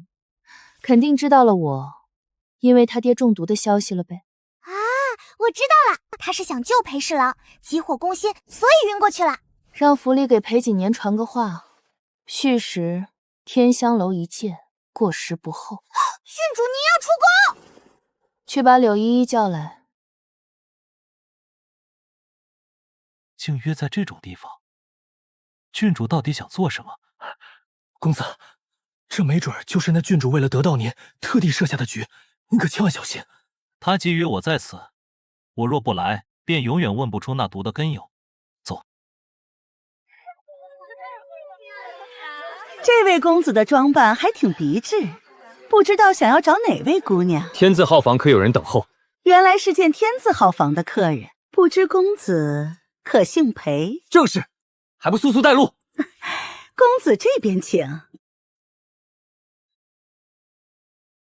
这位小哥可就不能进了，里面的客人说了，只让裴公子一人进去。那怎么行？万一我家公子遇到什么危险，你担待得起吗？这是里面客人的规矩。若是这位小哥非要进，那2位便请回吧。怎么不做？这菜色不满意，还不去给裴公子布菜？郡主这是何意？瞧我这记性，裴公子可是京城第1郎君，风光细月着呢。快回来！你不是想见我？见我就是为了看我吃饭。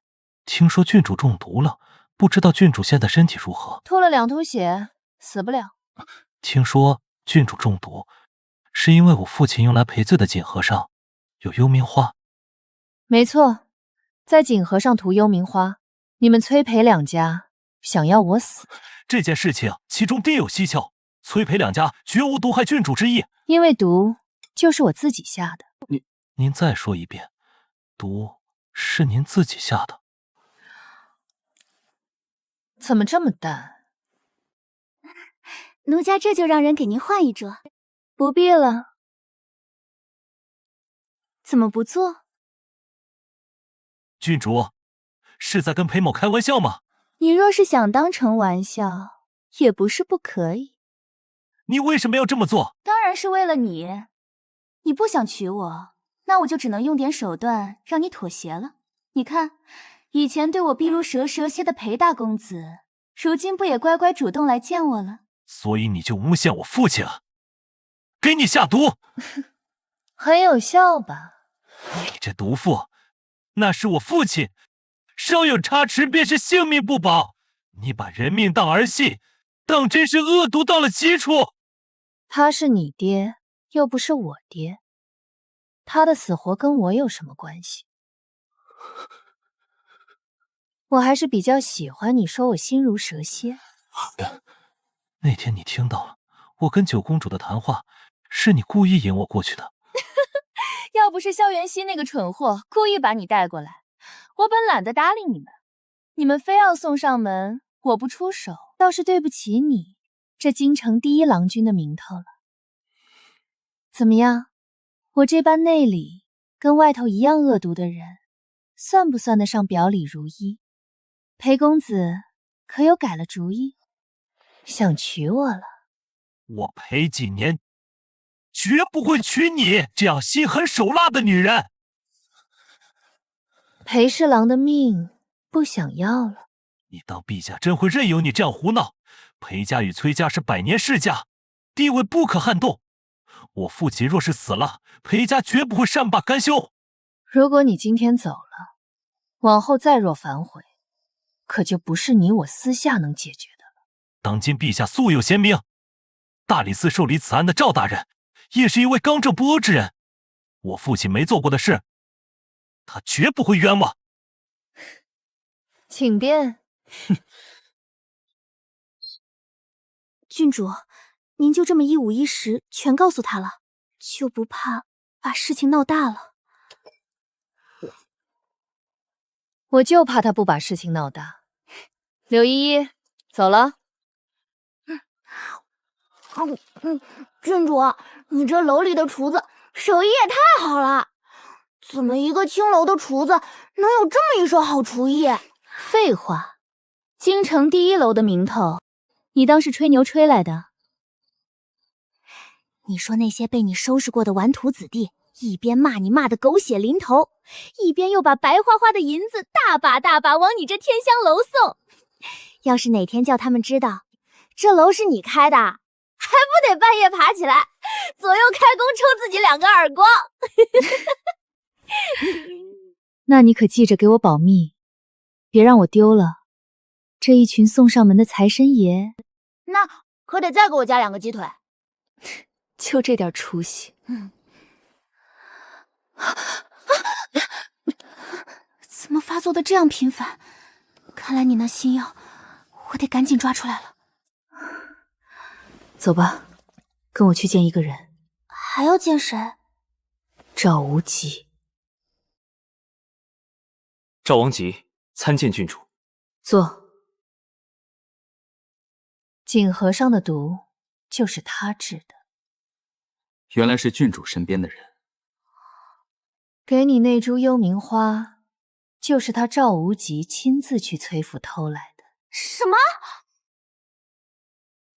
柳姑娘，在下可有什么不妥？你偷偷告诉我，郡主到底拿了你什么把柄？是你杀人让他瞧见了？大理寺少卿去丞相府做贼，这要被抓了可是要掉脑袋的。赵无极坦坦荡荡，并无把柄。不过郡主对我有恩。郡主你不坑他就算好的，他还欠你恩情。你当真以为没有我，他赵无极一个人告得成这御状？单凭你一个外乡人进了京城，别说告御状，能不能活过50都难说。多谢郡主救命之恩，若没有郡主，这少卿之位，赵王吉这辈子都做不上。小事，裴家的事办得怎么样了？回郡主，人都已备妥，只等明日面圣对质。郡主可还有别的吩咐？若再有事，传唤一声。赵无极自来见您，免得郡主奔波。人证有了，没有物证，怎么行？郡主，你这眼神到底是个什么意思？剩下那点幽冥花粉给赵无极。干什么？栽赃啊，不然拿来吃吗？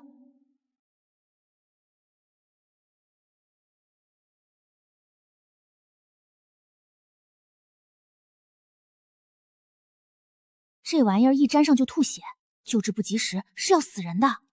多谢柳姑娘提醒，赵某定当小心。那个，我说如果事情办完了，这花儿能不能还我？京城就这毒一株，稀缺的很呢。天色不早，我该回宫了。赵大人，明日就全看你的了。不负郡主所托。赵大人，那个真的很稀缺的你可记着点儿。柳姑娘放心，赵某一定原样奉还。赵爱卿，此事可有结论了？启禀陛下，臣已查明，郡主中毒一事，确是崔家与裴家合谋，证据确凿，怀请陛下定罪。崔丞相、裴侍郎，你们2人还有什么话好说？陛下，臣冤枉！陛下明鉴，臣实在是冤枉啊！这位赵大人，你可曾查清楚，我崔家与裴家何曾得罪过你？你为何要诬陷忠臣？陛下，人证物证已在殿外候着，还请陛下传召。传。裴海，怎么会是你？老爷，救我！赵大人，你这是何意？本官且问你，此人可是裴侍郎的随从？裴海自然是我的随从，那便没错了。陛下，此人已招供，是他在锦盒上涂抹了幽冥花粉，而这幽冥花粉正是崔府的下人崔六亲手交给他的。你是何人？竟敢冒充我崔府的下人！回丞相，小的是小姐花房里专侍花草的下人，丞相没见过小人，也是常理。大胆！你竟敢污蔑当朝丞相！小人不敢，小人不过是遵着丞相的吩咐办事罢了。崔丞相，好大的威风！崔丞相，看来你是在怪朕，此子悖逆，绝不能一样。陛下，这不是臣写的。崔丞相若是怪朕，大可当面直言，暗地里对一个孩子下手，倒是埋没了你世家的风骨。陛下，请您相信老臣，这信真不是老臣所写，老臣也从未传过半句话。要暗害郡主，请陛下明察。崔丞相，你真当朕老眼昏花，连你笔迹都认不出来了？裴侍郎，是朕给裴家的体面太多了。你一个小小侍郎，竟也有胆子毒害皇家郡主，朕平日里倒真是小瞧了你。陛下，臣真没有下毒。那锦盒若真有毒，臣为何安然无恙？那锦盒是臣亲手交到郡主手上的。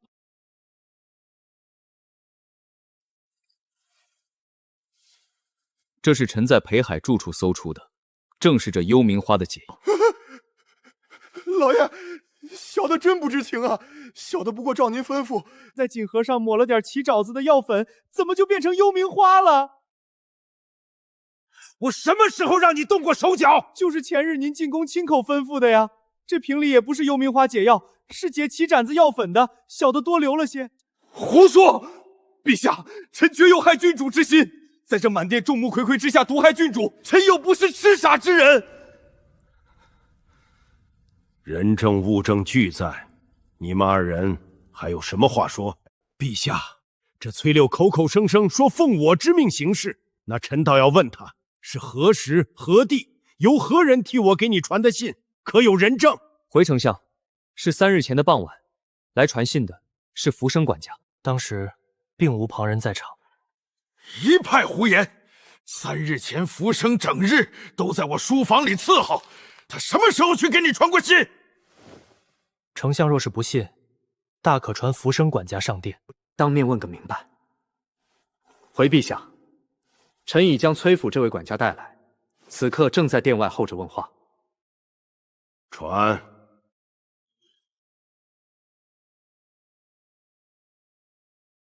小人叩见陛下。福管家，3日前，你是否替崔丞相给这崔六送过一封信件？没错。福生，我什么时候让你去送过信？这信是小人自己送的，丞相并不知情。这信上的字迹，分明是丞相的笔迹，这一节你又如何解释？小人自小随侍丞相身边几10年，仿他一笔字迹，又有何难？那本官再问你，你为何要毒害郡主？那秦金枝本就该死，我家小姐是京城第一贵女，却险些丧命在那嚣张跋扈的秦金枝手里。老奴自小看着小姐长大，早把她当亲生女儿一般疼。那秦金枝不过在白雀寺待了3年，我家小姐却至今卧床不起，起不来身。老奴当然要除她而后快。哼，那么与裴府那边联络合谋的也是你？自然也是老奴。满口胡言！既是你一手合谋，那你且说，你究竟是如何与裴府之人合谋，一步步毒害郡主的？把这过程详详细细讲来给陛下听。是非成败，于老奴而言，已经无所谓了。老奴只恨这一身，不能再替小姐报这个仇。这么多年，多谢丞相照拂，老奴去了。福生，福生！回陛下，人已无气息。原来是崔府的小人冒充崔丞相的自己行此恶事，起心当诛，死不足惜。来人，拖出去，五马分尸。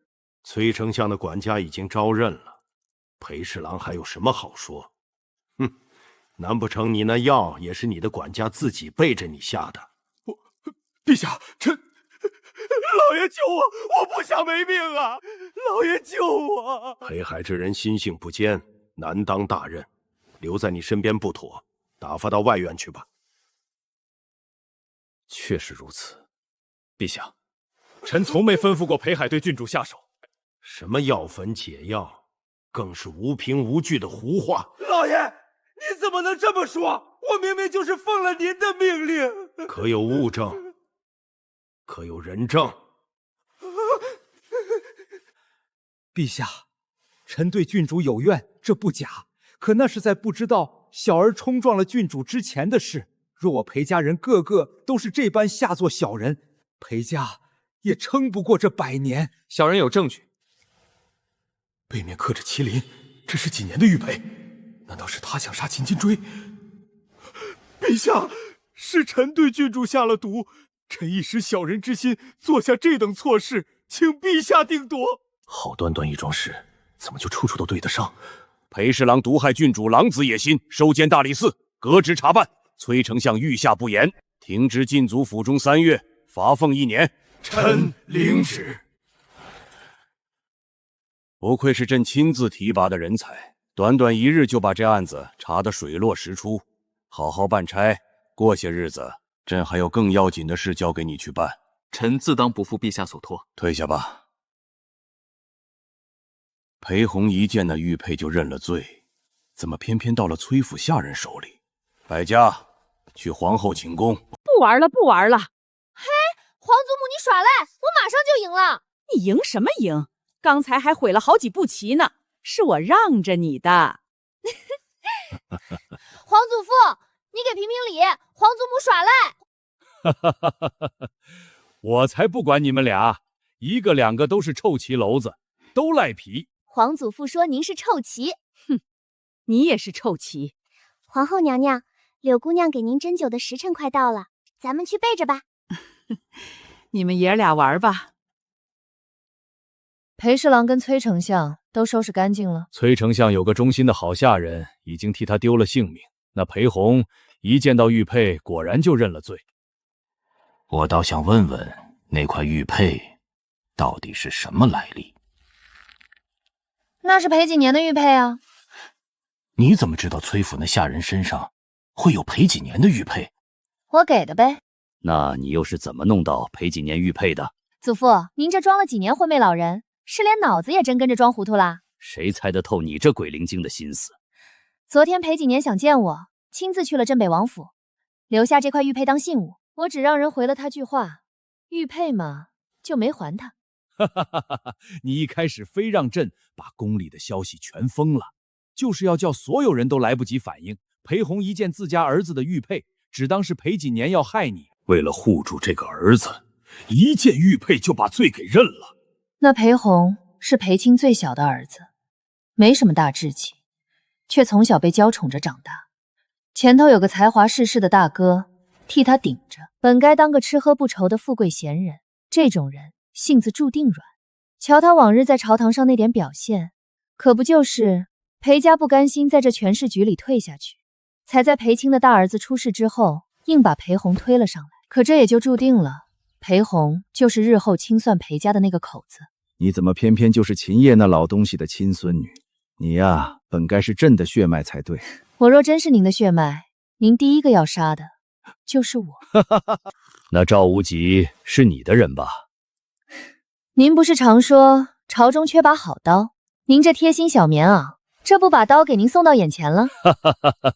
若是你阿叔能有你一半的心思，朕可就省心喽。最是无情帝王家，阿叔要真有我一半的心思，您这皇位估计800年前就换人做了。满朝的人见了朕，话都得在嘴里颠3遍，也就你敢这么跟朕呛。那是他们不懂您，您要的不是听话的乖孙，是把趁手的刀。乖的，您还嫌钝呢。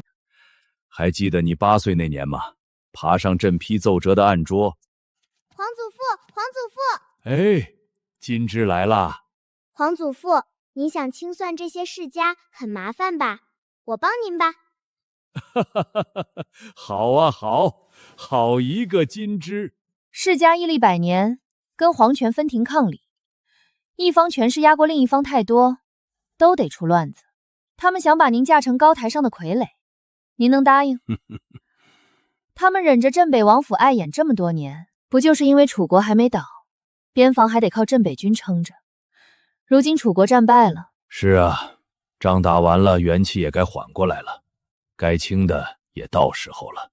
裴家不过是个开头罢了。你当初想拆崔裴两家的婚约，挡他们结盟，可那两家强强联手是势在必行，未必肯松口。那盟约啊，马上就不复存在了。这两家的交情要是脆些，说不准就此决裂，也未可知。那朕就等你的好消息。呸！你也不挑挑就往嘴里塞，这酸的才提神呢。这玩意儿你也咽得下去？亏你吃的满脸香。你说什么？红儿在大殿之上亲口认了他要下毒谋害金之主，这种蠢事3岁娃娃都想不出来。派人立刻去大理寺，给我问清楚到底是怎么回事。祖父，还是我去吧。小厮去，那赵大人未必肯让他见着父亲。毒是我自己下的，到底是怎么回事？你身上有伤，凡事问明白就回来。你父亲那边总要有个交代。裴公子，少卿说了，您若是来了，让我等带您去见他。那就麻烦任兄了。赵大人，在下裴景年，那日见我一面。请随我来。赵大人，这是要带在下去呢。到了，你就知道了。裴侍郎裴大人，就关在里面倒数第1间，我在外面等你。父亲，景年，你怎么来了？这里阴气重，你身上还有伤，赶紧回家去。父亲，到底是怎么回事？那下毒一事，明明是秦金之诬陷，你怎么会认下来？什么诬陷？那锦盒上的毒不是你让人涂的，要毒死那个秦金芳吗？父亲，你在说什么？我怎么会让人去下毒？崔家的下人当庭拿出了你的玉佩，我若不认下这罪，你这副身子如何熬得住这牢狱之灾？你说诬陷？什么诬陷？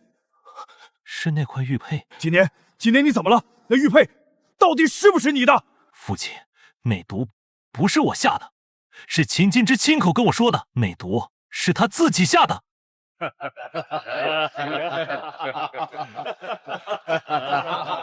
奇了，这么大的庆功宴，崔丞相怎么没来？别问了，问了也没人敢答。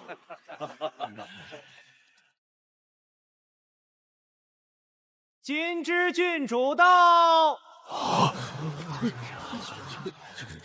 都说金之郡主恶名远播，可这张脸真是没话说。3年前就初见模样，3年了竟没走一分样，反倒更生气逼人了。那棺上108颗珠子，听说全是鲛人泪，传言鲛人眼泪是红的，一旦落泪，命也就到头了。那滴泪会化成红珠，搁在海边还能引来鲛人。这棺有个响当当的名字，叫艳绝凡芳，张扬明媚。配上郡主这张脸，倒真是名副其实。这棺我跟父皇要了多少回，他一回都没松口，凭什么就给了他？瞧瞧，我孙女漂亮吧？跟我年轻那会儿长得一模一样。你快别往自己脸上贴金了。金枝要是长得跟你一模一样，哼，这发冠朕扔了都不给他。陛下对金枝郡主当真是宠爱至极，就连公主们都没有这等殊荣。金枝郡主还不快快谢恩？不应该啊！我这发冠名叫燕绝寻芳，不止公主想要吧？哪个女子不想要？怎么，贵妃不喜欢？这发冠光彩夺目，本宫见了自然也心生欢喜。可惜啊，真是可惜。金枝郡主在可惜什么？可惜这发冠上是牡丹，太正了，贵妃戴不了。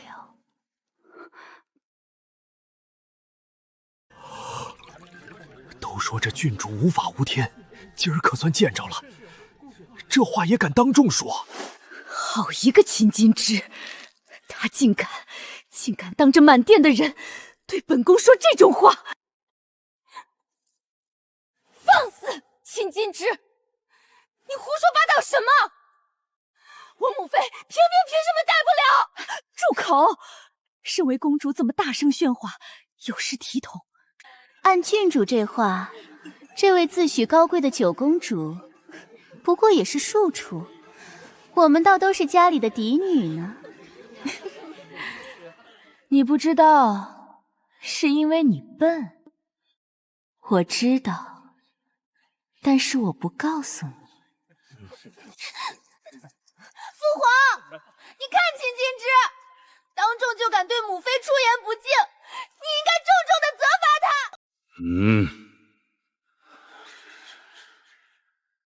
谁要责罚我的金枝？参见皇后娘娘。皇祖母，您可来了，金枝正想您呢。姐姐来了。刚刚不过是语系跟金枝郡主开个玩笑，姐姐又何必动怒呢？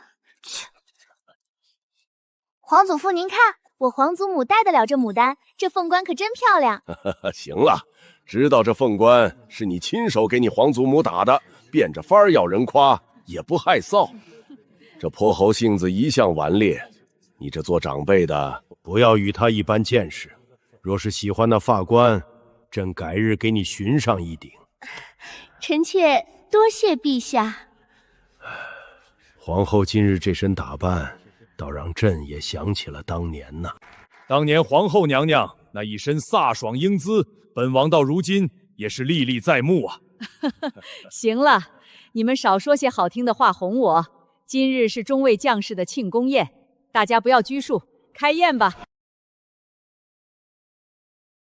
不等了，开宴。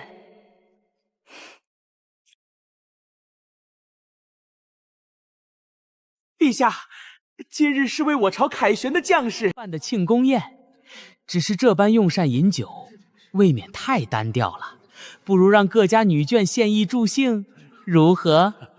沈家小子说的是，不知你有什么人推荐？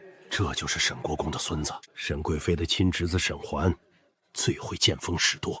听闻金枝郡主琴棋书画样样精通，今日怎么说也是给你家庆功。你身为镇北王唯一的孙女，为这些当兵的献艺，郡主总不会推辞吧？好个阴阳怪气，明里捧着郡主，暗里把我们这些战场上拼命的人当什么了？你谁呀？你不认识我？沈贵妃可是我姑姑。贵妃，你长得也算国色天香，你家亲妾怎么长得这么难看？秦金枝，你说什么？吼什么？什么阿猫阿狗，也敢在我们镇北王府的小郡主面前放肆！敢对小爷不敬，我让我姑父治你的罪。恒儿，宫宴之上不许胡闹。陛下，浑儿的性子您是知道的，自小顽劣，不识大体，还请陛下恕罪。本宫倒是从未有过这么大的侄子，不知这沈家儿郎的姑父是从哪里论起的？皇祖母问你话呢。你是他哪门子的侄子？稀奇，皇后娘娘从前再不喜沈家，也都端着，今日这是连场面话都懒得给了。我姑姑是沈贵妃，我自然是跟我姑姑这么论的。贵妃，你家的亲戚不仅难看，脸还大。不许笑！这人啊，就怕没有自知之明。你问问沈贵妃，我叫她一声皇祖母，她敢答应吗？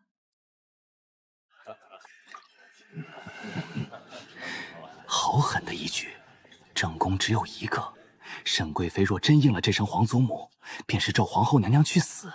单这一桩，明日就够她吃下满桌的弹劾折子。郡主就是爱开玩笑。你自小被姐姐养在膝下，臣妾怎么敢抢姐姐的功劳？恒儿不过是童言无忌，还请姐姐不要怪罪。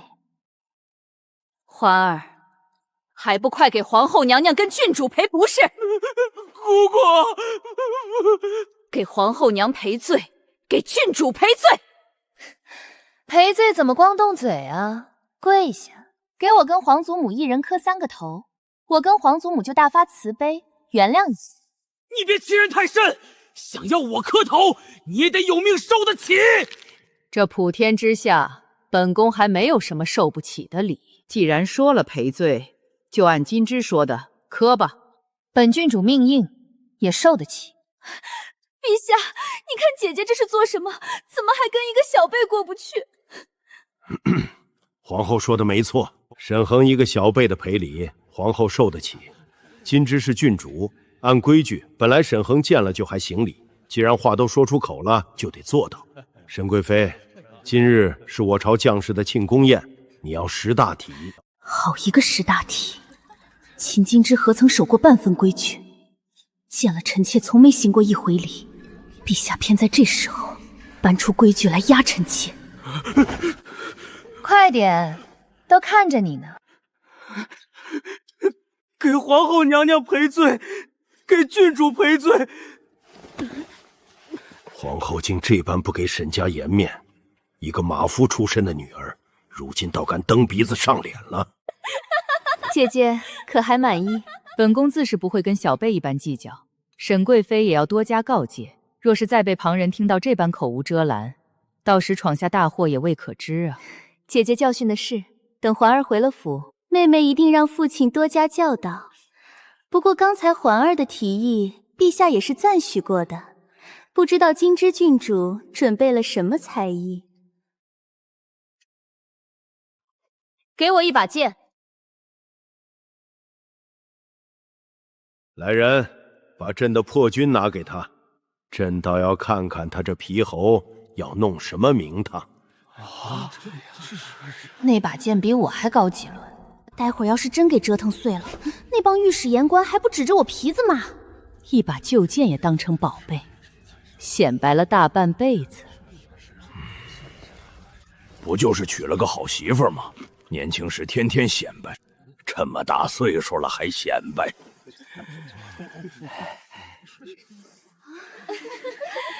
既然各位想看，那本郡主自然得拿出压箱底的才艺。还压箱底呢？宫里授课的师傅都被他气走好几个了，荒唐郡主一个，能有什么真本事？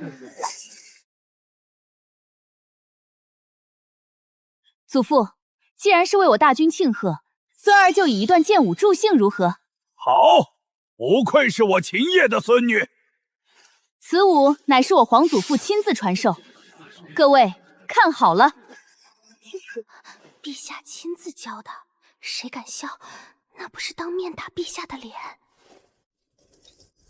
寒月高悬照甲光，朔风卷沙漫关墙。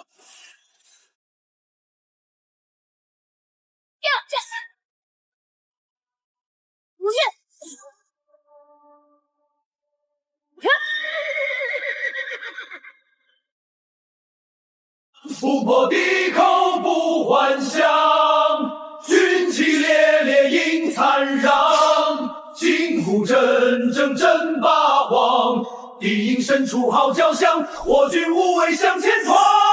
到处瞧，线上线，是将贼寇全扫光。踏敌营，斩敌将，收复山河为家邦。今之以战歌为礼，恭贺我大军大胜而归，同时也祝陛下山河永驻，千秋万代。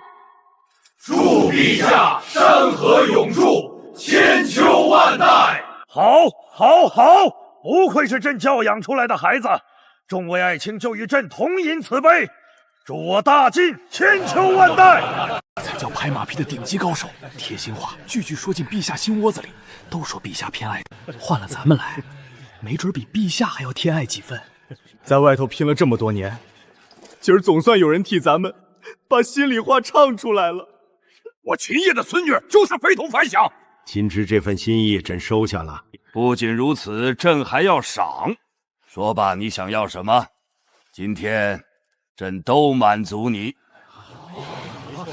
他做梦都想嫁裴公子，陛下都松口了，这回准要求赐婚。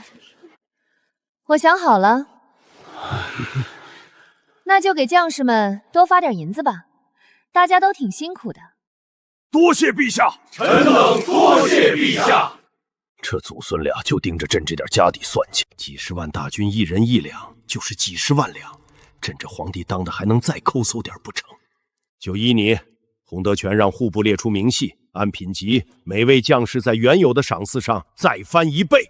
多谢郡主。你看那老东西多抠门，多要他点银子，脸都白了。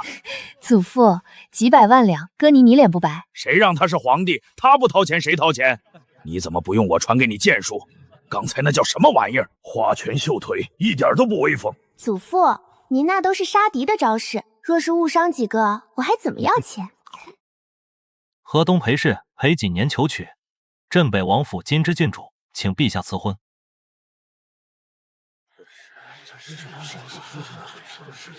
裴哥哥，你疯了不成？老太傅，你家小子这是何意？今年不可莽撞，求娶之事，老臣并不知晓，还请陛下恕罪。老太傅言重了。裴老太傅当年可是太子太傅，嫡长子出世才上新辞的官，官身陛下一直留着呢。等日后太子登基，他就是堂堂帝师。我听说你与崔丞相家的小女已经定过亲了，怎么还敢求娶我的金枝？回禀陛下，草民与崔家小姐的婚约已经解除，信物也已经归还，男婚女嫁各不相干。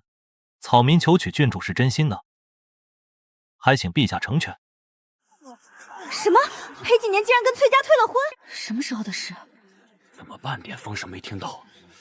他退了崔大小姐的亲，去求娶秦金枝，这是疯了不成？崔小姐才貌双绝，京城多少儿郎心仪，若不是早早定了亲，丞相府的门槛早被踏破了。可不是，崔小姐还为这门亲事差点被秦金枝整治的没了命，这又算怎么回事？老太傅，果真如此？回陛下，今年与崔府的婚事确实已经退了，只是老臣不知道这孩子退亲竟是为了求娶郡主。你说你想求娶郡主，为什么？3年前郡主对你倾心，你可是百般不愿，今日这又是为何？那是草民年少，不知自己心意。草民早就对郡主情根深重，爱慕已久，如今只是想遵从本心，还请陛下成全。从前我们都笑他没脸没皮，缠着裴公子不放，缠到最后竟缠出个情根深重。早知如此，咱们当初也大胆些就好了。凭什么？凭什么偏偏是秦金枝退了崔莹的亲？他怎么还是看不见我？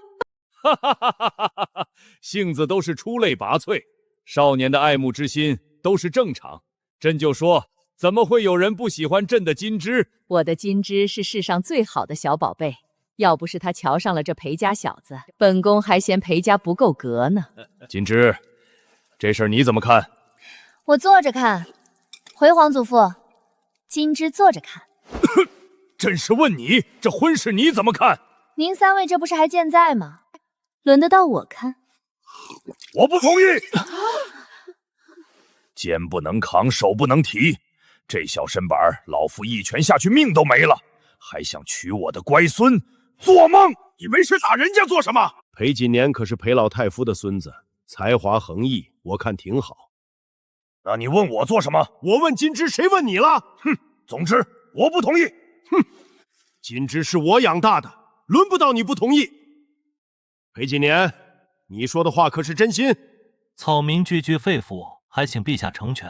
哈哈哈哈！竟然如此，你与金枝也算两情相悦。见你这字字真心，今日朕就为你们二人赐婚。草民领旨谢恩。世家之间的盟约也不过如此，一旦自己的利益受了损，谁还顾得上别人？明日崔丞相被禁足，触怒陛下被罚的消息一传开，裴家又紧急退亲，京城里那些暗中盯着的眼睛，可不知有多少双。丞相那位子，多少人眼睛都熬红了。那些都是暗处的豺狼，一旦咬上一口，不见血肉是断不肯撒口的。就算皇祖父不再动手，这京城里最不缺的，便是落井下石之徒。瞧着吧，京城很快就要热闹了。郡主，信上的事是否属实？裴公子大喜的日子，不去谢恩，倒来追问一封信。今日你请陛下为我二人赐婚，不就是心中已经有了答案？郡主可否告知消息来源？当然不能了。告诉你了，你反悔不跟我成亲了怎么办？你我是陛下赐婚，若是我反悔，陛下不会放过我。也是，那我也不会告诉你。为什么？你派人告诉我，我伯父的死跟崔家有关，又不肯告诉我，你是怎么得到的消息？不为什么，就是想给你添点堵。还有，我是给裴老爷子送的信，不是给你。你绕过我，直接送信给我祖父。我是裴家的人，裴家的事，凭什么我做不得主啊？你名声是响，可你还没踏进朝堂，是个生瓜蛋子，被教得太干净，一张白纸，待人接物非黑即白。裴家这盘棋轮不到你落子。你既看得这般透，又何必当街拆我的台？今天是个好日子，装也得装得高兴些。未婚夫，回府。错了，他就是这样的人，狠毒阴险。可这位未婚妻偏偏并不喜欢我。这大晚上你们四个一起出现，还真有点瘆人。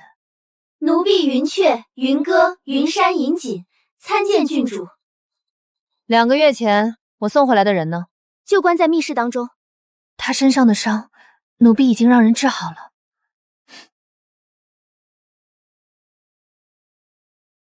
走吧，去看看他。是。把笼子打开。秦金枝，呵呵，你来了。怎么不装了？你怎么这么久才来看我？我很想你。我靠，她的眼睛也太漂亮了，简直是想让人挖出来收藏。我说为什么郡主让我把她的眼睛挡住？她要是用这双眼睛跟我使美人计，那我肯定逃不掉了。美人计果然是九皇子的拿手好戏。原来我的金枝长这个样子，难怪我封锁了整个楚国都抓不到你。皇甫南封，楚国败了，送降书的使团下个月就要进京了。你很快就能回家了。你在这儿，我回哪儿去？这是啥情况？这敌国九皇子怎么一副被美色冲昏头脑的样子？虽然咱们郡主是真的漂亮，可能她本身就是贪图美色之人吧。2位姑娘，在下能听得到，不过2位姑娘的声音竟然如此悦耳。我一直以为2位姑娘不会说话呢。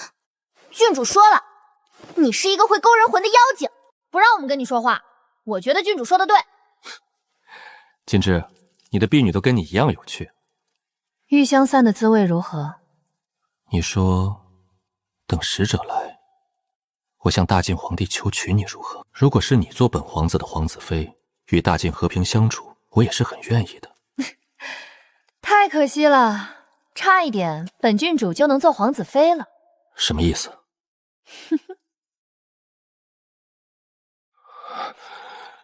这法官很衬你。楚国的少年杀神怎么这么虚弱？也不知道还能不能拿得起剑。当初这一剑刺穿你心脉，你命大没去投胎，这回本郡主把你拴得结结实实。金枝，你我可是差点就要做了夫妻的人，你就忍心将我关在这里？这里太寂寞了，想你的时候真的很难熬。看见没有？学学人家美人计是怎么用的。郡主，奴婢那回不算，奴婢是把人劈晕了硬扛回来的，那也是完成任务了。郡主和我们笑了你大半个月，你还有脸提？玉香伞赵长卫，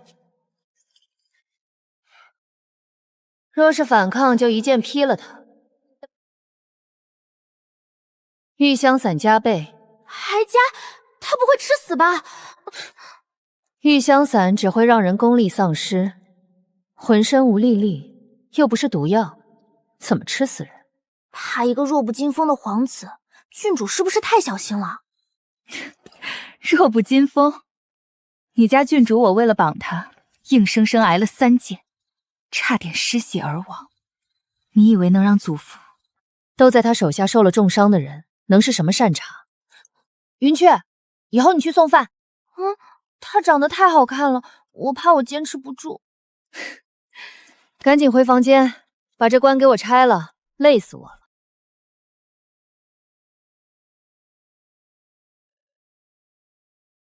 参见郡主，不知郡主深夜召唤，是有什么事情吩咐？我这个人一向公正，你事情办得不错，郡主我有赏。你要带我去见阿音？不想就下车。多谢郡主。郡主为何发笑？看到你开心，本郡主就不开心。不如今日就打道回府。郡主您开心就好。说了郡主有赏，这狗要是总不给吃肉，会去偷吃别人家的饭的。小姐，把他带过去吧。夫人现在估计已经歇下了，现在将人带过去，是不是有些不妥？你还挺心疼夫人。属下不敢。你的夫人应该用不着你的心疼。去，让人把他叫醒。是。这宅子里的守卫全都还了。子瑜，是不是子瑜来了？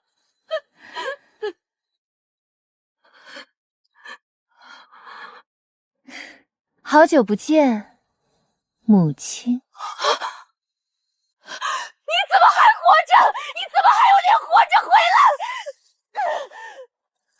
才一进门就咒我。母亲这10年关下来，脾气倒是一点没改。我若没了，岂不是成全你们这对狗男女？她毕竟是你母亲。你干什么？你别碰他！夫人，你消停些，再扑就该是您先撑不住了。是不是时间太久了，你都忘记自己是个什么货色了？崔大人，我知你心中有怨，你怎么样对我都可以。你已经囚禁了他10年了，放过他吧。放了他，我还怎么能让清河崔家的2公子心甘情愿地为我做事？我愿意服下碧落之毒，任你差遣，只要你能放了阿音。不行，你吃了会没命的！你不许救他，我不同意。为了你，我做什么都愿意。太感人，感人的我不做点什么，都对不起你们这情比金坚。早知你是这么个恶鬼将士，当年我就该掐了你！我真后悔生了你。可惜了，这世上没有后悔药。今日正是他寒毒发作的日子，他若没死，我就给你一个服碧落之毒的机会。不，阿音她身体不好，承受不了这碧落之毒。你不能这样对他，他会没命的。我当然知道会没命，我8岁的时候就知道了。锦之，她是你的母亲，你不能这样对她。都是我，一切都是我的错。你要做什么冲我来？你就没想过，你有可能是我跟阿音的亲生骨肉？这种话也敢往郡主头上攀？崔二公子，你也配？子瑜，你有没有事？你不会想说，堂堂清河崔氏的二公子，丞相大人的胞弟，趁着镇北世子上战场杀敌的时候，跟世子夫人狗此，所以我有可能是你们俩的孽种。我是真的很想跟你们演上一出，但是你们这副嘴脸实在是太可笑了。就算我真是你们这对狗男女的孽种，那由我这个孽种来封你们，这是不是上天的报应？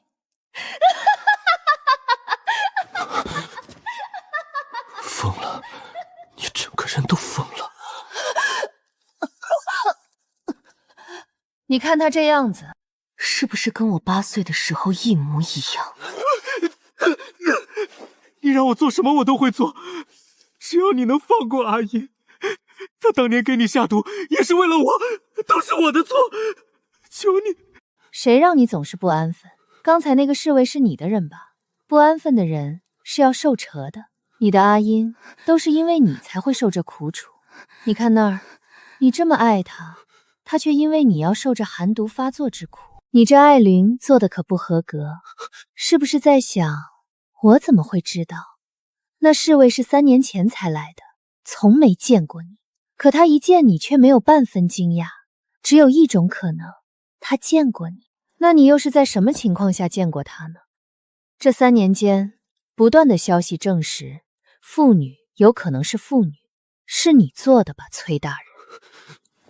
很可惜，我早就不是人了。在他亲手把那碗药喂给我的那天，就不是了。你到底要怎样才肯放过他？等你陪他一起下到那18层底下，我自然就放手了。皇祖父今年的长命锁比去年那把还沉些。又来了，昨夜东墙根又摸进来2个，被你皇祖父的人按下了。锦之，这回是冲着高点来的？是从西市那条线进来的吧？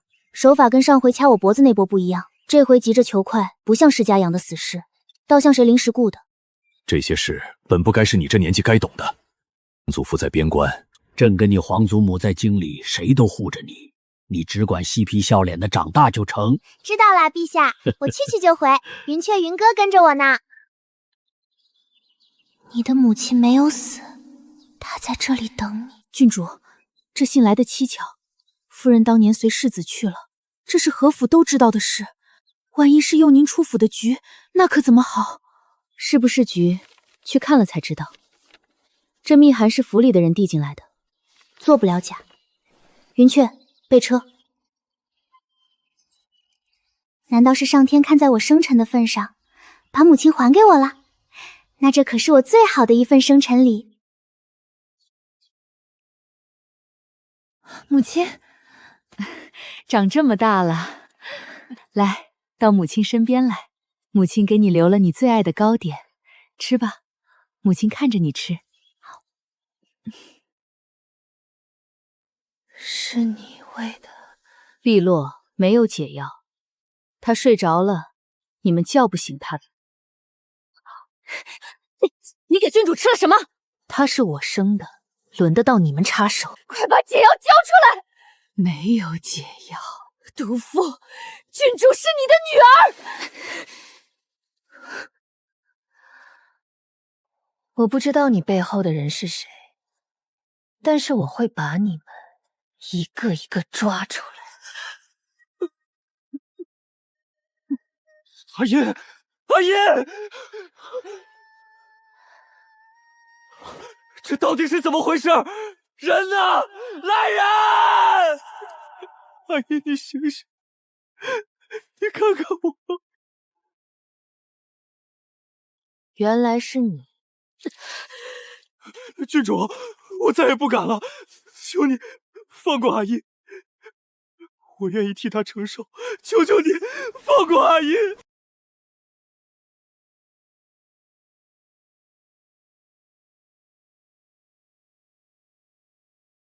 放心，你的小晴儿死不了，她只是会很痛苦而已。好了，你的赏本郡主给过了，现在你该做事了。你真是一个魔鬼！把夫人送回去，不然那侍卫又该心疼了。放心，你对我还有用，我不会让他死的。崔子瑜会一直做对郡主有用的人。跟聪明人说话就是简单，我倒是有幸见到一对，一个守卫也值得你脏了手。我要见崔莹。云雀，做什么？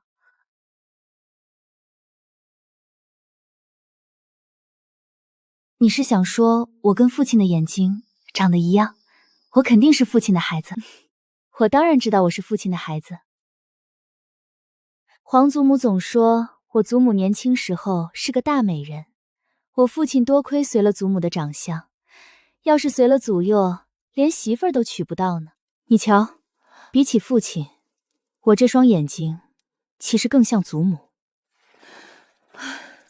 我会让柳依依治好你的嗓子。柳依依的医术很好，我相信她。傻丫头，当初给你取名云雀，就是因为你声音好听。走吧，回去歇着。明天郡主带你们去个好地方，斗一斗，看看谁先下地狱。小姐，你今天不能再出去了，丞相若是知道，肯定要打我板子的。环儿，你放心，天亮之前我肯定回来。爹爹今日已经来瞧过我了，不会再过来的。小姐，你带我一起去吧，我不放心你。你家小姐我武艺高强，你不放心什么？再说了，我带着你还怎么行侠仗义？打人的时候把你当武器扔过去吗？那小姐你一定要早点回来。放心吧，我早去早回。那小姐你一定要早点回来。连衙门都不替那对父母做主，那今夜就我崔莹替天行道。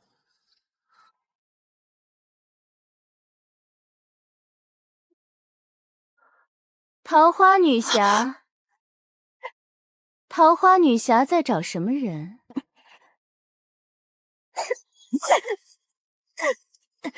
赶紧放了我，否则有你们好果子吃！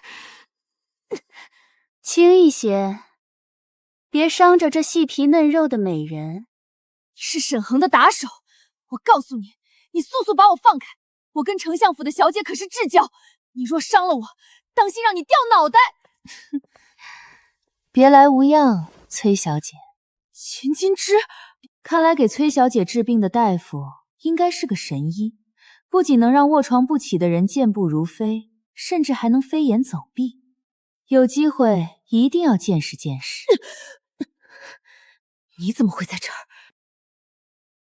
桃花女侠，崔小姐好雅一致啊！不知道你在说什么。你说崔丞相若是知道，他那引以为傲的嫡女，竟然就是民间劫富济贫、行侠仗义的桃花女侠，不知他会有何感想？郡主这是做什么？我跟那裴景年已经解除婚约了。3年前你已经害得我差点丢了性命，怎么？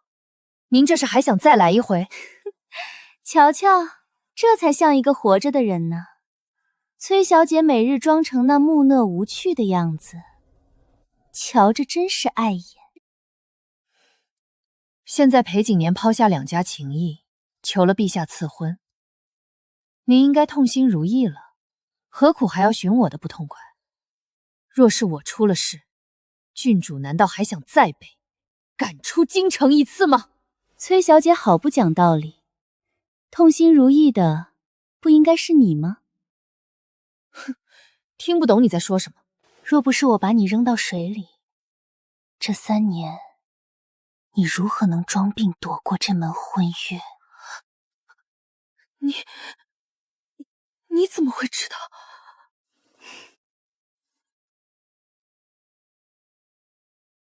楚大夫，你怎么在这儿？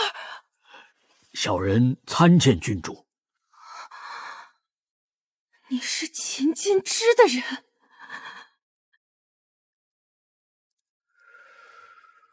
你怎么会知道我装病这3年的事？楚大夫祖上也是御医出身，医术了得，你真以为他看不出？你身体虚弱是服用了秘药所致。那药我藏得密不透风，是你买通了我身边的人。不必买通谁，是我请来的楚大夫，替我看了你整整3年。郡主，我已经按照吩咐在丞相府待了3年，您答应我的事，明日到镇北王府寻我。在下告退。你到底要做什么？我让楚大夫在你每天都吃的银耳羹里下了一种毒，每天都下一点点，就可以让人死得悄无声息。最近是不是经常半夜惊醒，咳嗽，喉咙像有蚂蚁在爬？你心思如此歹毒，3年了，竟然还不肯放过我。不过你若是跪下求我，我可以考虑给你解药。我乃第一氏族崔氏女，你这样的毒蛇也敢让我折腰？既然你要我死，那你就给我陪葬。放下剑！要死你死，我崔莹可长命100岁。郡主，不追吗？你出门怎么还带熊啊？参见郡主。把后面那些人都给我剥光，吊在城门上。兄弟，搭把手。你跟他不是一伙的。走吧，跟我去个地方。你到底要干什么？我不跟你走。你若是不听话，我现在就把你扔进大堂里。你猜明天京城茶楼说书的会怎么说？京城第一贵女夜探青楼。不是说要去什么地方？怎么还不走？崔小姐别想逃跑哦，我打人很疼的。等本小姐回府，定要寻几个高手把你们都比下去。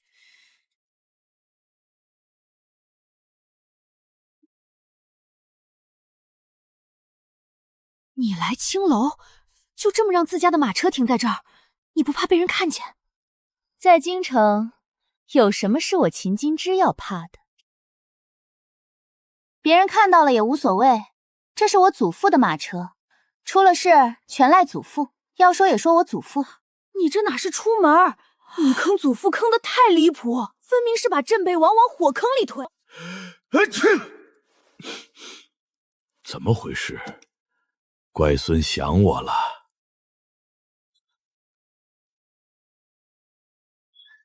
郡主到了。你们这是要做什么？大半夜的拿这么多珠宝？罢了，先看看这疯子葫芦里卖的什么药。秦金枝，你又要闯？